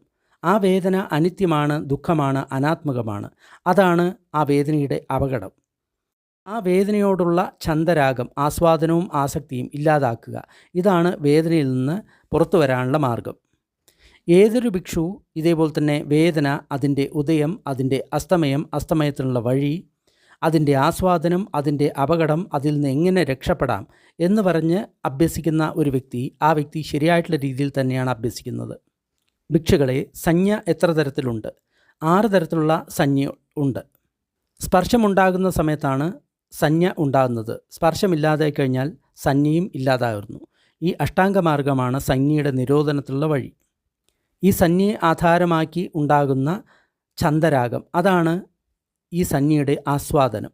ഈ സംജ്ഞ അനിത്യമാണ്, ദുഃഖമാണ്, അനാത്മകമാണ്. ഇതാണ് സംജ്ഞയുടെ അപകടം. ആ സംജ്ഞയോടുള്ള ചന്ദരാഗം ഇല്ലാതാക്കൽ, അതാണ് ഇതിൽ നിന്ന് പുറത്തു വരാനുള്ള വഴി. ഭിക്ഷുക്കളെ, സംഖാരങ്ങൾ എത്ര തരത്തിലുണ്ട്? 6 തരത്തിലുള്ള സംഖാരങ്ങൾ ഉണ്ട്. സ്പർശമുണ്ടാകുന്ന സമയത്താണ് ഈ സംഖാരങ്ങൾ ഉണ്ടാകുന്നത്. സ്പർശമില്ലാതാകുന്ന സമയത്ത് ഈ സംഖാരങ്ങളും ഇല്ലാതാകുന്നു. ഈ അഷ്ടാംഗമാർഗമാണ് സംഖാര നിരോധനത്തിലുള്ള വഴി. ഭിക്ഷുക്കളെ, വിജ്ഞാനം എത്ര തരത്തിലുണ്ട്? ഭിക്ഷുക്കളെ, 6 തരത്തിലുള്ള വിജ്ഞാനം ഉണ്ട്. നാമരൂപം ഉണ്ടാകുന്ന സമയത്താണ് വിജ്ഞാനം ഉണ്ടാകുന്നത്. നാമരൂപം നിരോധമാകുന്ന സമയത്ത് വിജ്ഞാനവും നിരോധമാകുന്നു. ഈ അഷ്ടാംഗമാർഗമാണ് വിജ്ഞാന നിരോധനത്തിലുള്ള മാർഗം. ഈ വിജ്ഞാനത്തെ ആശ്രിതമായിട്ടുണ്ടാകുന്ന ചന്ദരാഗം, അതാണ് വിജ്ഞാനത്തിൻ്റെ ആസ്വാദനം. ഈ വിജ്ഞാനം എന്ന് പറയുന്നത് അനിത്യമാണ്, ദുഃഖമാണ്, അനാത്മകമാണ്. ഇതാണ് വിജ്ഞാനത്തിൻ്റെ അപകടം. വിജ്ഞാനത്തോടുള്ള ചന്ദരാഗം ഇല്ലാതാക്കുക, അതാണ് ഇതിൽ നിന്ന് പുറത്തു വരാനുള്ള വഴി. ഇവിടെ ഒരു കാര്യം നമ്മൾ ആലോചിക്കണം. മറ്റുള്ള ചില മതങ്ങളിൽ കോൺഷ്യസ്നസ് എന്ന് പറയുന്നത് പെർമനൻ്റ് ആയിട്ടുള്ള ഒരു കാര്യമാണ്. പക്ഷേ ഇവിടെ അത് ഡിപ്പെൻഡൻ്റ്ലി ഒറിജിനേറ്റഡ് ആണ്. അതായത് അത് ഒരിക്കലും പെർമനൻ്റ് അല്ല. ഇങ്ങനെയാണ് ഭിക്ഷുക്കളെ ഒരു ഭിക്ഷു 7 കാര്യത്തിൽ കുശലനായിട്ട് ഇരിക്കുന്നത്. ഭിക്ഷുക്കളെ, ഒരു ഭിക്ഷു എങ്ങനെയാണ് 3 തരത്തിലുള്ള അന്വേഷണം നടത്തുന്നത്? ഭിക്ഷുക്കളെ, ഒരു ഭിക്ഷു ധാതുക്കളെപ്പറ്റി അന്വേഷണം നടത്തുന്നു, ഇന്ദ്രിയങ്ങളെപ്പറ്റി അന്വേഷണം നടത്തുന്നു, പഠിച്ച സമുത്പാദത്തെ പറ്റി അന്വേഷണം നടത്തുന്നു. ഇങ്ങനെയാണ് ഒരു ഭിക്ഷു 3 തരത്തിൽ അന്വേഷണം നടത്തുന്നത്. ഇങ്ങനെ ഏതൊരു ഭിക്ഷു ഈ 7 തരത്തിൽ കുശലനാണോ, ഈ 3 തരത്തിൽ അന്വേഷണം നടത്തുന്നുണ്ടോ, ആ ഭിക്ഷുവാണ് ഈ ധമ്മവിനയത്തിൽ അർഹന്തനായിട്ട് തീരുന്നത്. 58. ഭിക്ഷുക്കളെ, തഥാഗതൻ, അർഹന്തൻ, സമ്മാസംബുദ്ധൻ, അദ്ദേഹം രൂപത്തോടും വേദനയോടും സംജ്ഞയോടും സംസ്കാരത്തോടും വിജ്ഞാനത്തോടും രാഗമില്ലാതാകുന്ന സമയത്ത് ഉപാദാനം ഇല്ലാതെയാണ് മുക്തനാകുന്നത്. അതേപോലെ തന്നെ ഒരു അർഹന്തനും ഈ 5 സ്കന്ധങ്ങളോട് രാഗമില്ലാതെ ഉപാദാനം നഷ്ടപ്പെടുന്ന സമയത്താണ് മുക്തനാകുന്നത്. അപ്പോൾ ഒരു ബുദ്ധനും ഒരു അർഹന്തനും തമ്മിലുള്ള വ്യത്യാസം എന്താണ്? ഭിക്ഷുക്കളെ, തഥാഗതൻ ആണ് മാർഗം കാണിക്കുന്നത്. മുൻപില്ലാത്ത മാർഗം കാണിച്ചു തരുന്നത് തഥാഗതനാണ്. ഈ പാത്തിനെ അല്ലെങ്കിൽ വഴിയെ ആദ്യം പറഞ്ഞു തരുന്നത് തഥാഗതനാണ്. അദ്ദേഹമാണ് ഈ വഴിയെ ആദ്യം കണ്ടുപിടിക്കുന്നത്. അദ്ദേഹമാണ് ഈ വഴിയിൽ കുശലൻ. അദ്ദേഹം കണ്ടുപിടിച്ച മാർഗത്തിലാണ് ബാക്കിയുള്ളവർ സഞ്ചരിക്കുന്നത്. ഭിക്ഷുക്കളെ, ഇതാണ് ഒരു ബുദ്ധനും അതേപോലെ തന്നെ അദ്ദേഹത്തിൻ്റെ ശിഷ്യരും തമ്മിലുള്ള വ്യത്യാസം. 59 അനത്ത ലക്ഷണം. ഒരിക്കൽ ഭഗവാൻ ബനാറസിൽ ഇഷിബത്താന എന്ന് പറയുന്ന നഗരത്തിൽ താമസിക്കുകയായിരുന്നു. ആ സമയത്ത് ഭഗവാൻ 5 ഭിക്ഷുക്കളെ അഭിസംബോധന ചെയ്തു. ഭിക്ഷുക്കളെ, ബന്ദേ എന്ന് പറഞ്ഞ് ആ ഭിക്ഷുക്കൾ പ്രത്യുത്തരം കൊടുത്തു. ഭിക്ഷുക്കളെ, ഈ രൂപം അനാത്മകമാണ്. എന്തെന്നാൽ ഭിക്ഷുക്കളെ, ഈ രൂപം നമ്മളുടേത് ആത്മാവ് ആയിരുന്നു എങ്കിൽ അത് തീർച്ചയായിട്ടും നമ്മൾക്ക് ദുഃഖം തരുമായിരുന്നില്ല. ആ രൂപത്തിനോട് നമ്മൾ ഇങ്ങനെ പറയാമായിരുന്നു, എൻ്റെ രൂപം ഇപ്രകാരമാകട്ടെ, എൻ്റെ രൂപം ഇപ്രകാരം ആകരുത്. എന്നാൽ ഈ രൂപം അനാത്മകമാണ്. അതുമൂലമാണ് ഈ രൂപം ദുഃഖം തരുന്നത്. അതിനാൽ ഈ രൂപത്തെ നമ്മൾക്ക് മാറ്റാൻ സാധിക്കില്ല. നമ്മളുടെ രൂപം ഇങ്ങനെയാകട്ടെ അങ്ങനെയാകട്ടെ എന്ന് പറയാൻ നമുക്ക് സാധിക്കില്ല. അതായത് ഈ 5 സ്കന്ധങ്ങളും അനാത്മകമാണ്, ഞാനല്ല, എൻ്റെയല്ല എന്ന് പറയാനുള്ള കാരണം എന്താണെന്ന് വെച്ച് കഴിഞ്ഞാൽ ഈ 5 സ്കന്ധത്തിന് മേലും നമ്മൾക്ക് നിയന്ത്രണമില്ല. ഉദാഹരണമായിട്ട് ഈ രൂപത്തിൻ്റെ മേലെ നമ്മൾക്ക് യാതൊരുവിധ നിയന്ത്രണവുമില്ല. അത് നമ്മുടെ ആത്മാവായിരുന്നു എങ്കിൽ തീർച്ചയായിട്ടും നമ്മൾക്ക് അതിൻ്റെ മേലെ നിയന്ത്രണം ഉണ്ടാകുമായിരുന്നു. നിയന്ത്രണമില്ലാത്തതിനാൽ ഈ ശരീരം ഇന്ന രീതിയിലാകണം എന്ന് പറഞ്ഞു കഴിഞ്ഞാൽ ആകില്ല, ഇന്ന രീതിയിൽ ആകരുത് എന്ന് പറഞ്ഞു കഴിഞ്ഞാലും ആകില്ല. അത് എപ്രകാരമാണോ അപ്രകാരം തന്നെ നിലനിൽക്കും. അതുകൊണ്ടാണ് ഇത് അനാത്മകമാണ് എന്ന് പറയുന്നത്. അതുപോലെ തന്നെ വേദന അനാത്മകമാണ്, സംജ്ഞ അനാത്മകമാണ്, സംഖാര അനാത്മകമാണ്, വിജ്ഞാനം അനാത്മകമാണ്. എന്തെന്നാൽ ഇവയെല്ലാം നമ്മുടേതാണ് ആയിരുന്നു എങ്കിൽ തീർച്ചയായിട്ടും ഇവ ഒന്നും നമ്മൾക്ക് ദുഃഖം തരില്ലായിരുന്നു. എൻ്റെ വേദന, സംജ്ഞ, സംഖാര, വിജ്ഞാനം ഇപ്രകാരമാകട്ടെ അപ്രകാരമാകട്ടെ എന്ന് പറഞ്ഞു കഴിഞ്ഞാൽ അത് സംഭവിക്കുമായിരുന്നു. പക്ഷേ അങ്ങനെ സംഭവിക്കുന്നില്ല. അതിനർത്ഥം ഇവയെല്ലാം അനാത്മകമാണ്. ഭിക്ഷുക്കളെ, നിങ്ങൾ എന്താണ് കരുതുന്നത്? രൂപം നിത്യമാണോ അനിത്യമാണോ? അനിത്യമാണ് ബന്ധേ. ഏതൊന്ന് അനിത്യമാണോ അത് ദുഃഖമാണോ സുഖമാണോ? ദുഃഖമാണ് ബന്ധേ. ഏതൊരെണ്ണം അനിത്യമാണോ ദുഃഖമാണോ മാറുന്നതാണോ അത് എൻ്റെയാണ്, ഞാനാണ്, എൻ്റെ ആത്മാവാണ് എന്ന് പറയാൻ സാധിക്കുമോ? ഇല്ല ബന്ധേ. അതേപോലെ തന്നെ ബാക്കിയുള്ള കാര്യങ്ങളെയും ഇതേപോലെ തന്നെ ചോദിക്കുന്നു. വേദന, സംജ്ഞ, സംഖാരം, വിജ്ഞാനം ഇത് അനിത്യമാണോ നിത്യമാണോ? അനിത്യമാണ്.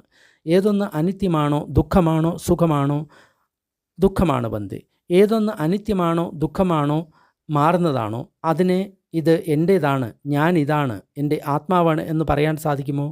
അതിനാൽ ഭിക്ഷുക്കളെ, ഈ 5 സ്കന്ധങ്ങളെയും അത് വർത്തമാനകാലത്തെ ആയിക്കോട്ടെ, ഭൂതത്തിലെ ആയിക്കോട്ടെ, ഭാവിയിലെ ആയിക്കോട്ടെ, അതിനെ നിങ്ങൾ ഇങ്ങനെ കാണണം. ഇത് എൻ്റേതല്ല, ഇത് ഞാനല്ല, എൻ്റെ ആത്മാവല്ല. അതായത് പണ്ട് മുതലേ ഉള്ള ഒരു വിശ്വാസമാണ് നമ്മുടെ ആത്മാവ് എന്നെന്നും നിലനിൽക്കുന്നതാണ്, മാറാത്തതാണ് എന്ന് പറയുന്നുള്ള ഒരു വിശ്വാസം. പലരും ഈ വിജ്ഞാനത്തെ സ്വന്തം ആത്മാവാണ് എന്ന് കരുതുന്നു. പക്ഷേ ബുദ്ധൻ ഇവിടെ പറയുന്നത് അത് പഠിച്ച സമുത്പാദത്തിൽ ഉണ്ടായതാണ്, അത് നിത്യമല്ല, അത് മാറിക്കൊണ്ടിരിക്കുന്നതാണ്. ഇങ്ങനെ ഇത് അനാത്മകമാണ് എന്ന് നമ്മൾക്ക് മനസ്സിലാകുന്ന സമയത്ത് നമ്മൾക്ക് അതിനോട് രാഗമില്ലായ്മ ഉണ്ടാകുന്നു. രാഗം ഇല്ലായ്മ ഉണ്ടായിക്കഴിഞ്ഞാൽ നമ്മൾ അതിൽ നിന്ന് മുക്തരാകുന്നു. മുക്തനായി കഴിഞ്ഞാൽ മുക്തനായി എന്ന അറിവ് നമുക്ക് ലഭിക്കുന്നു. 61 ഭിക്ഷുക്കളെ, ഈ രൂപം കത്തുകയാണ്. വേദന, സംജ്ഞ, സംഖാര, വിജ്ഞാനം ഇവയെല്ലാം കത്തിജ്വലിച്ചുകൊണ്ടിരിക്കുകയാണ്. ഇങ്ങനെ ഉള്ളത് മൂലം ഒരു ഭിക്ഷുവിന് ഈ 5 സ്കന്ധങ്ങളിലും രാഗമില്ലായ്മ ഉണ്ടാകുന്നു. അപ്പോൾ ആ വ്യക്തി മുക്തനാകുന്നു. ഇവിടെ കത്തുന്നു എന്ന് പറയുന്ന സമയത്ത് രാഗ, ദ്വേഷ, മോഹത്തിൻ്റെ അഗ്നിയാൽ കത്തുന്നു എന്നാണ് താല്പര്യം. 63 അർഹന്തൻ. ഈ വരുന്ന കാര്യങ്ങൾ വളരെ ഇമ്പോർട്ടൻ്റ് ആണ്.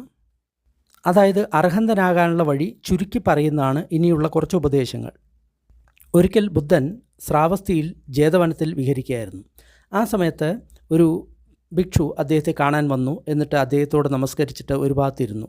എന്നിട്ട് അദ്ദേഹത്തോട് പറഞ്ഞു, ബന്ദേ, എനിക്ക് ധർമ്മം വളരെ സംക്ഷിപ്തമായിട്ട് പറഞ്ഞു തന്നു കഴിഞ്ഞാലും അപ്പോൾ ഞാൻ ഒറ്റയ്ക്ക് തപസ് ചെയ്ത് മുക്തനായിക്കൊള്ളാം. അപ്പോൾ ബുദ്ധൻ വളരെ സംക്ഷിപ്തമായിട്ട് ഉപദേശം കൊടുക്കുകയാണ്. ഇത് വളരെ പ്രധാനപ്പെട്ട ഒരു ഉപദേശമാണ്. ഉപാദീയമാനോ ഖോ ഭിക്കു ബദ്ധോ മാരസ് അനുപാദീയമാനോ മുക്തോ മാരസ്. ഇത്ര മാത്രമേ ഭഗവാൻ പറയുന്നുള്ളൂ. ഇത്ര ചെറിയ ഒരു ഉപദേശമാണ്. അതായത് നമ്മൾക്ക് ഉപാദാനം അല്ലെങ്കിൽ ഒട്ടിപ്പിടിക്കുന്ന സമയത്താണ് നമ്മൾ മാരൻ്റെ ബന്ധനത്തിലാവുന്നത്. ഒട്ടിപ്പിടിക്കുന്നില്ല എങ്കിൽ മാരൻ്റെ ബന്ധനത്തിലാവുന്നില്ല. അതാണ് അതിൻ്റെ പരിഭാഷ. അപ്പോൾ ആ ഭിക്ഷു പറഞ്ഞു, മനസ്സിലായി ബന്ധേ, മനസ്സിലായി. അപ്പോൾ ഭഗവാൻ അദ്ദേഹത്തോട് ചോദിച്ചു, ഭിക്ഷു എന്താണ് ഇതിനെപ്പറ്റി നിങ്ങൾക്ക് മനസ്സിലായത്? അപ്പോൾ ആ ഭിക്ഷു ഇങ്ങനെ പറഞ്ഞു, രൂപത്തോട് ഒട്ടിപ്പിടിക്കുന്ന സമയത്താണ് ബന്ധേ നമ്മൾ മാരൻ്റെ ബന്ധത്തിൽ ആകുന്നത്. നമ്മൾ രൂപത്തിൽ ഒട്ടിപ്പിടിക്കുന്നില്ല എങ്കിൽ നമ്മൾ മാരൻ്റെ ബന്ധനത്തിലാവുന്നില്ല. മാരൻ എന്ന് പറയുന്ന സമയത്ത് നമ്മുടെ ദുഷ്ടവിചാരങ്ങൾ അല്ലെങ്കിൽ അകുശല വിചാരങ്ങൾ, അതാണ് അർത്ഥം. അതേപോലെ തന്നെ വേദനയോട്, സഞ്ജിയോട്, സംഘാരത്തോട്, വിജ്ഞാനത്തോട് ഒട്ടുന്ന സമയത്താണ് നമ്മൾ മാരൻ്റെ പിടിയിലാവുന്നത്. ഒട്ടിയിട്ടില്ലെങ്കിൽ നമ്മൾ മാരൻ്റെ പിടിയിൽ ആകുന്നില്ല. ഇങ്ങനെയാണ് ബന്ധേ ഞാനിതിൻ്റെ വിശാലമായിട്ട് അർത്ഥം മനസ്സിലാക്കുന്നത് എന്ന് പറഞ്ഞു. അപ്പോൾ ഭഗവാൻ പറഞ്ഞു, വളരെ നല്ലത് ഭിക്ഷു, വളരെ നല്ലത്. ഒട്ടിപ്പിടിക്കുന്ന സമയത്താണ് നമ്മൾ മാരൻ്റെ പിടിയിലാവുന്നത്. ഒട്ടിപ്പിടിക്കുന്നില്ലെങ്കിൽ നമ്മൾ മാരൻ്റെ പിടിയിലാവുന്നില്ല. അതായത് ഈ 5 സ്കന്ധങ്ങളോടും നമ്മൾ ഒട്ടിപ്പിടിക്കുന്ന സമയത്താണ്, ഇത് ഞാനാണ്, എൻ്റെയാണ് എന്ന് പറയുന്ന സമയത്താണ് നമ്മൾ ബന്ധനത്തിൽപ്പെടുന്നത്. ഈ 5 സ്കന്ധങ്ങളും ഞാനല്ല, എൻ്റെയല്ല എന്ന് പറഞ്ഞിട്ടുള്ള ആ ഒട്ടിപ്പിടിക്കൽ ഇല്ലാതായി കഴിഞ്ഞു കഴിഞ്ഞാൽ നമ്മൾ മുക്തനായിട്ട് തീരുന്നു. അപ്പോൾ നമുക്കും ഒരു അർഹന്തനാണെങ്കിൽ ഈ 5 സ്കന്ധങ്ങളിലുള്ള ഈ ഒട്ടിപ്പിടുത്തം നമ്മൾ ഇല്ലാതാക്കിയാൽ മതി. അല്ലെങ്കിൽ 6 ആയതനങ്ങളിലുള്ള ഒട്ടിപ്പിടുത്തം നമ്മൾ ഇല്ലാതാക്കിയാൽ മതി. ഇതേപോലെ തന്നെയാണ് വരുന്ന ഉപദേശങ്ങളെയും നമ്മൾ ശ്രവിക്കണം. അതായത് ഈ ചെറിയ ഉപദേശങ്ങൾ വളരെ ഇമ്പോർട്ടൻ്റ് ആണ്. കാരണം 84,000 ഉപദേശത്തിൻ്റെ രത്നച്ചുരുക്കം ആണ് ഈ ചെറിയ ഉപദേശങ്ങൾ.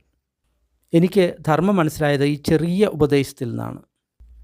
64. ഒരു ഭിക്ഷു ഭഗവാന്റെ അടുത്ത് വന്ന് ധർമ്മം സംക്ഷിപ്തമായിട്ട് പറയാൻ അപേക്ഷിക്കുന്നു.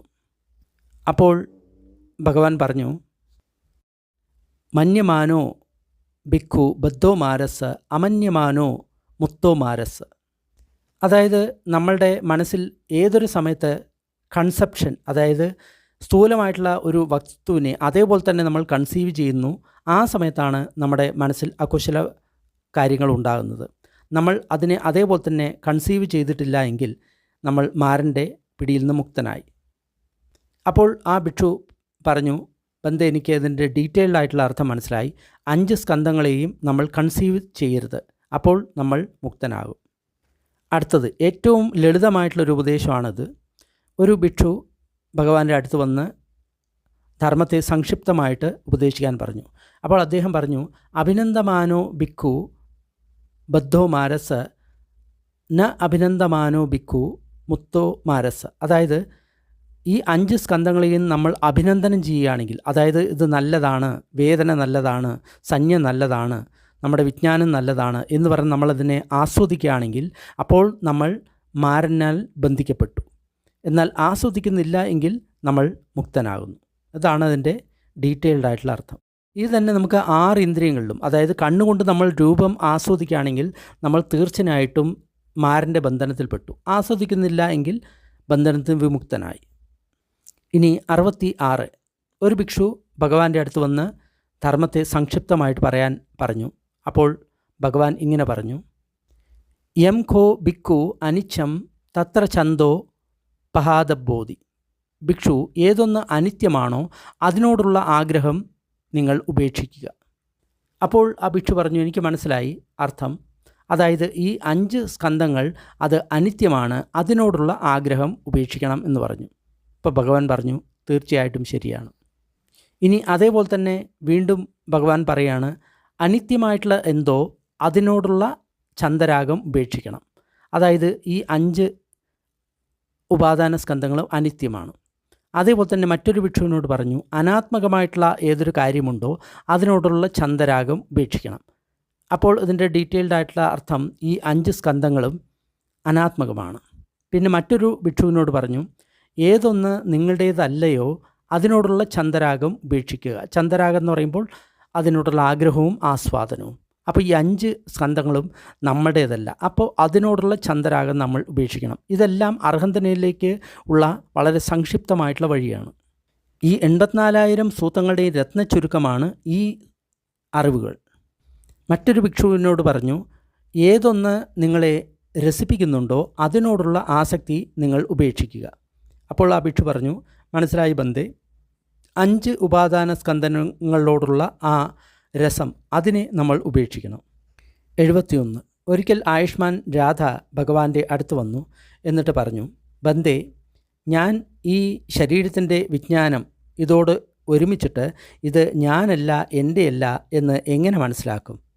അപ്പോൾ ഭഗവാൻ പറഞ്ഞു, രാധ, ഈ രൂപം അത് ഭൂതത്തിലെ ആയിക്കോട്ടെ, ഭാവിയിലായിക്കോട്ടെ, വർത്തമാനമായിക്കോട്ടെ, ഉള്ളിലാകട്ടെ, പുറത്താകട്ടെ, സ്ഥൂലമാകട്ടെ, സൂക്ഷ്മമാകട്ടെ, ഹീനമാകട്ടെ, ഉത്തമമാകട്ടെ, ദൂരെയുള്ളതാകട്ടെ, സമീപത്തുള്ളതാകട്ടെ, ഇതിനെ ശരിയായിട്ടുള്ള പ്രജ്ഞയോടുകൂടി ഇങ്ങനെ അറിയണം, ഇത് എൻ്റെയല്ല, ഇത് ഞാനല്ല, ഇത് എൻ്റെ ആത്മാവല്ല. അതേപോലെ തന്നെ വേദന, സഞ്ജ, സംഖാരം, വിജ്ഞാനം അത് ഭൂതത്തിലുള്ളതായാലും വർത്തമാനകാലത്തിലായാലും ഭാവിയിലായാലും ഉള്ളിലുള്ളതായാലും പുറത്തായാലും സ്ഥൂലമായാലും സൂക്ഷ്മമായാലും ഉത്തമമായാലും ഹീനമായാലും ദൂരെയുള്ളതായാലും സമീപത്തായാലും എല്ലാറ്റിനെയും ശരിയായിട്ടുള്ള പ്രജ്ഞയോടുകൂടി അറിയണം. ഈ 5 സ്കന്ധങ്ങളും എൻ്റേതല്ല, ഞാനല്ല, എൻ്റെ ആത്മാവല്ല എന്ന് അറിയണം. ഇങ്ങനെ അറിഞ്ഞു കഴിഞ്ഞാൽ ഞാൻ എൻ്റെ എന്നുള്ള ഭാവം നമ്മൾക്ക് ഇല്ലാതാകും. ഇത് കേട്ട ഉടനെ ആയുഷ്മാൻ രാധ ഒറ്റയ്ക്ക് ഒരു കാട്ടിലിരുന്ന് അർഹന്തനായി. 73. ഭിക്ഷുക്കളെ, ഒരു അറിവില്ലാത്ത ഒരു ഭിക്ഷു ഈ 5 സ്കന്ധങ്ങളുടെയും ആസ്വാദനം, അപകടം അതിൽ നിന്ന് എങ്ങനെ പുറത്തു പോകാം എന്ന് അറിയുന്നില്ല. പക്ഷേ ജ്ഞാനമുള്ള ഒരു ഭിക്ഷു ഈ 5 സ്കന്ധങ്ങളുടെയും ആസ്വാദനം, അതിൻ്റെ അപകടം അതിൽ നിന്ന് എങ്ങനെ പുറത്തു വരാം എന്ന് മനസ്സിലാക്കുന്നു. 76. ഭിക്ഷുക്കളെ, രൂപം അനിത്യമാണ്. ഏതൊന്ന് അനിത്യമാണോ അത് ദുഃഖമാണ്, അനാത്മകമാണ്. ഏതൊന്ന് അനാത്മകമാണോ അതിനെ ശരിയായിട്ടുള്ള വിജ്ഞാനത്തോടുകൂടി ഇങ്ങനെ അറിയണം, ഇത് ഞാനല്ല, എൻ്റെയല്ല, എൻ്റെ ആത്മാവല്ല. അതേപോലെ തന്നെ വേദന, സഞ്ജ, സംഖാര, വിജ്ഞാനം ഇതെല്ലാം അനിത്യമാണ്, ദുഃഖമാണ്, അനാത്മകമാണ്. അതിനാൽ അതിനെല്ലാം ശരിയായിട്ടുള്ള പ്രജ്ഞയോടുകൂടി ഇങ്ങനെ അറിയണം, ഇത് എൻ്റെയല്ല, ഇത് ഞാനല്ല, ഇത് എൻ്റെ ആത്മാവല്ല. ഇങ്ങനെ അറിയുന്ന സമയത്ത് ഈ 5 സ്കന്ധങ്ങളോട് രാഗമില്ലായ്മ ഉണ്ടാകുന്നു. അപ്പോൾ ആ ഭിക്ഷു മുക്തനാകുന്നു. ഒരിക്കൽ ഭഗവാൻ ശ്രാവസിയിലുണ്ടായിരുന്നു. ആ സമയത്ത് ഭഗവാൻ ഇങ്ങനെ പറഞ്ഞു, ഒരു സിംഹം വൈകുന്നേരമാകുന്ന സമയത്ത് തൻ്റെ ഗുഹയിൽ നിന്ന് പുറത്തു വരുന്നു. എന്നിട്ട് 4 വശത്തേക്കും നോക്കിയതിന് ശേഷം സിംഹഗർജനം ചെയ്യുന്നു. ആ സിംഹത്തിൻ്റെ ഗർജനം കേൾക്കുന്ന എല്ലാ മൃഗങ്ങളും ഭയം കൊണ്ട് നിറയുന്നു. എന്നിട്ട് മാളത്തിൽ പോയി ഒളിക്കേണ്ടവ മാളത്തിൽ പോയി ഒളിക്കുന്നു, വെള്ളത്തിൽ ഒളിക്കേണ്ടവ വെള്ളത്തിൽ ഒളിക്കുന്നു, കാട്ടിൽ ഒളിക്കേണ്ടവ കാട്ടിൽ ഒളിക്കുന്നു, പക്ഷികൾ ആകാശത്തേക്ക് പറക്കുന്നു. രാജാവിൻ്റെ വലിയ ആനകൾ പോലും മലമൂത്രത്യാഗം ചെയ്യുന്നു. എന്നിട്ട് ബന്ധനത്തിൽ നിന്ന് ഓടി രക്ഷപ്പെടാൻ നോക്കുന്നു. അതുപോലെ തന്നെയാണ് ഭിക്ഷുക്കളെ, ഏതൊരു സമയത്ത് തഥാഗതൻ ഈ ലോകത്തിൽ ഉൽപ്പന്നമാകുന്നുവോ അദ്ദേഹം ഇങ്ങനെ പ്രഖ്യാപിക്കുന്നു, ഇതാണ് രൂപം, ഇതാണ് ഇതിൻ്റെ ഉൽപ്പത്തി, ഇങ്ങനെയാണ് രൂപം ഇല്ലാതാകുന്നത്, ഇതാണ് വേദന, ഇതാണ് സഞ്ജ, ഇതാണ് സംഖാര, ഇതാണ് വിജ്ഞാനം, ഇതാണ് ഇതിൻ്റെ ഉൽപ്പത്തി, ഇതാണ് ഇതിൻ്റെ നിരോധം, ഇതാണ് നിരോധനത്തിനുള്ള മാർഗം. ഇത് കേൾക്കുന്ന മറ്റുള്ള ദേവതമാർ അവർ സ്വയം നിത്യരെന്ന് അഭിമാനിക്കുകയായിരുന്നു. അപ്പോൾ അവരുടെ ഉള്ളിൽ ഭയം വന്ന് നിറയുന്നു. അവർ വിചാരിക്കുന്നു, നമ്മളും അനിത്യരാണ്, നമ്മൾ നമ്മളെ നിത്യരെന്ന് വിചാരിച്ചിരുന്നു, പക്ഷേ ശരിക്കും നമ്മൾ അനിത്യരാണ്. അപ്പോൾ അവരുടെ ഉള്ളിൽ ഭയം നിറയുന്നു. 79. ഭിക്ഷുക്കളെ, ഏതൊരു ശ്രമണ ബ്രാഹ്മണന്മാർ തൻ്റെ പൂർവ്വജന്മങ്ങളെ ഓർക്കുന്നുവോ ആ വ്യക്തികൾ ഈ 5 ഉപാദാന സ്കന്ധങ്ങളെയോ അല്ലെങ്കിൽ അതിൽ ഏതെങ്കിലും ഒന്നിനെയാണോ അവർ ഓർത്തെടുക്കുന്നത്? ഏതിനെയാണ് അവർ ഓർത്തെടുക്കുന്നത്? എനിക്ക് ഭൂതത്തിൽ ഇങ്ങനെ ഒരു രൂപം ഉണ്ടായിരുന്നു.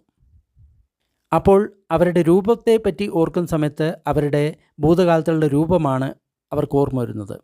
എനിക്ക് ഭൂതത്തിൽ ഇങ്ങനെ ഒരു വേദന ഉണ്ടായിരുന്നു എന്ന് പറയുന്ന സമയത്ത് അവർ അവരുടെ വേദന തന്നെയാണ് ഓർത്തെടുക്കുന്നത്. ഇന്ന തരത്തിലുള്ള സഞ്ജ, ഇന്ന തരത്തിലുള്ള സംഖാര, ഇന്ന തരത്തിലുള്ള വിജ്ഞാനം ഉണ്ടാകുന്നു എന്ന് പറയുകയാണെങ്കിൽ അതേപോലെ തന്നെ സംജ്ഞ, സംഖാരം, വിജ്ഞാനത്തെയാണ് അവർ ഓർത്തെടുക്കുന്നത്.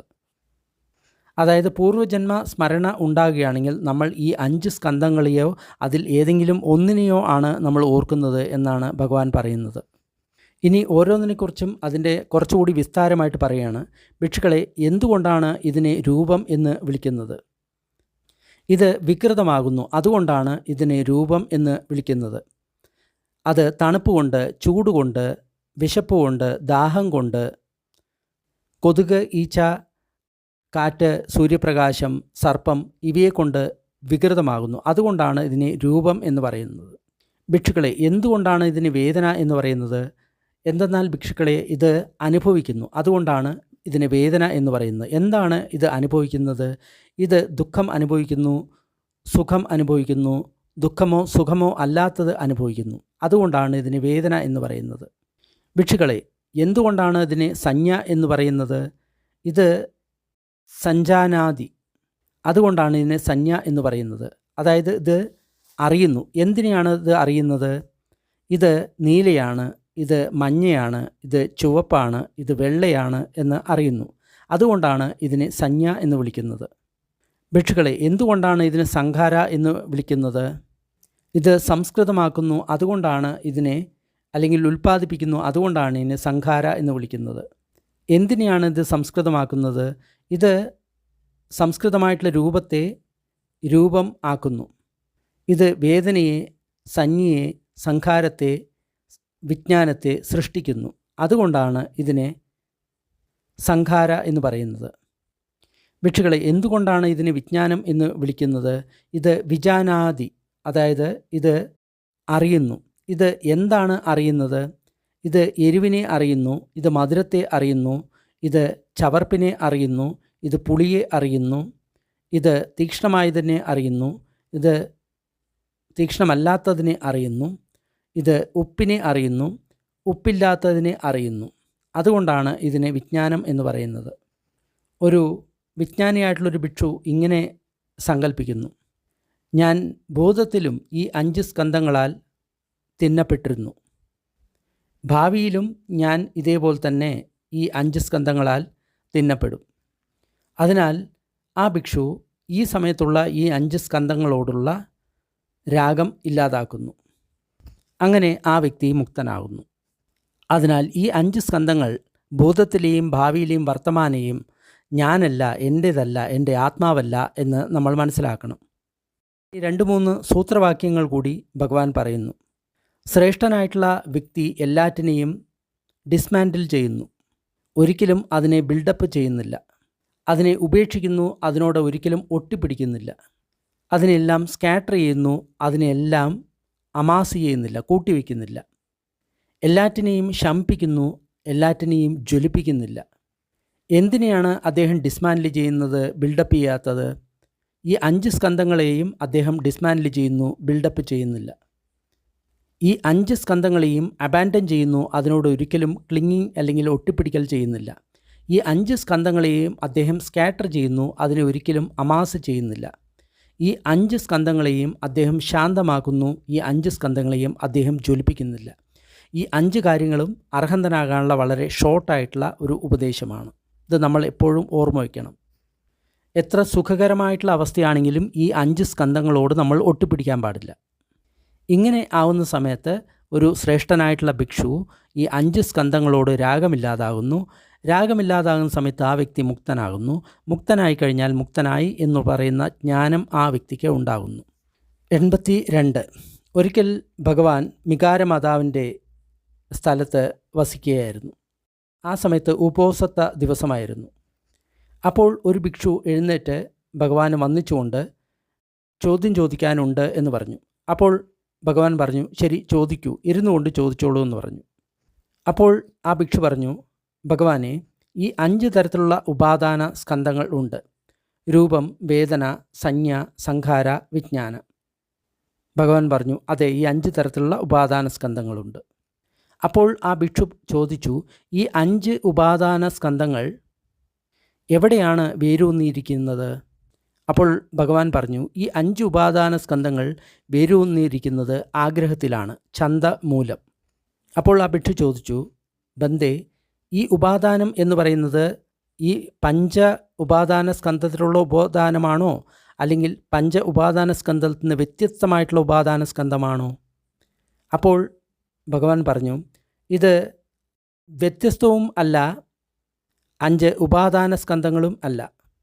എന്നാൽ 5 ഉപാദാന സ്കന്ധങ്ങളോടുള്ള ഛന്ദരാഗമാണ്. അതിനെയാണ് ഇവിടെ ഉപാദാന സ്കന്ധം എന്ന് പറയുന്നത്. അപ്പോൾ ആ ഭിക്ഷു ചോദിച്ചു, ഈ 5 ഉപാദാന സ്കന്ധങ്ങളോടുള്ള ഛന്ദരാഗത്തിന് വ്യത്യസ്തത ഉണ്ടാകുമോ? അപ്പോൾ ഭഗവാൻ പറഞ്ഞു, തീർച്ചയായിട്ടും ഭിക്ഷു.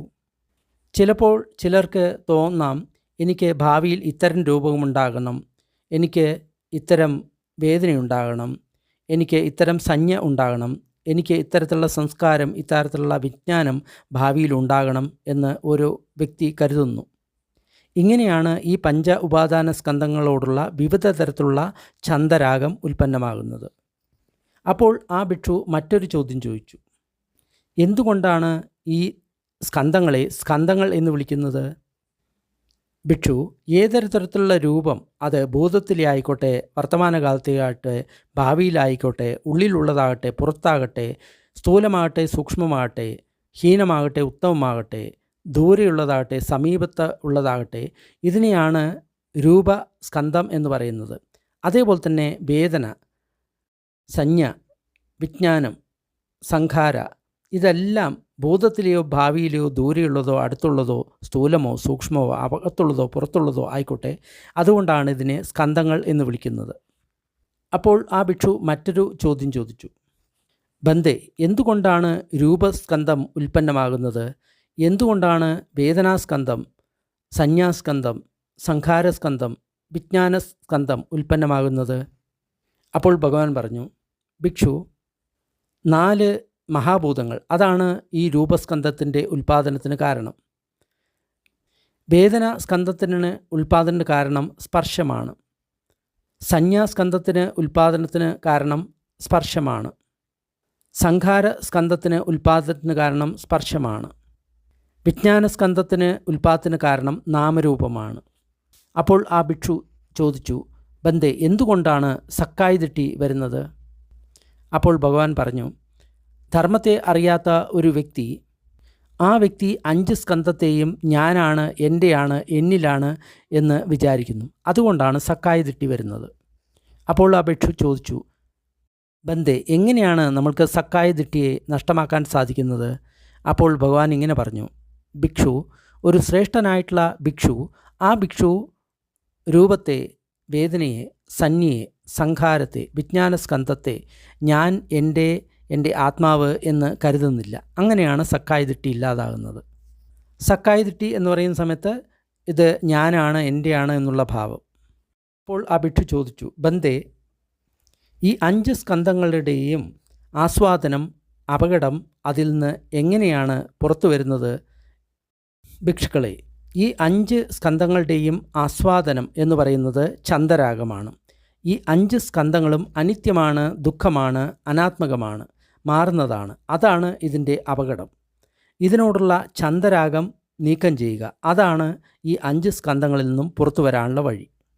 അപ്പോൾ ആ ഭിക്ഷു വീണ്ടും ഭഗവാനോട് ചോദിച്ചു, ബന്ദേ, എങ്ങനെയാണ് ഞാൻ, എൻ്റെ എന്നുള്ള ആ തരത്തിലുള്ള വിചാരങ്ങൾ നമ്മുടെ ഉള്ളിൽ വരാതിരിക്കേണ്ടത്?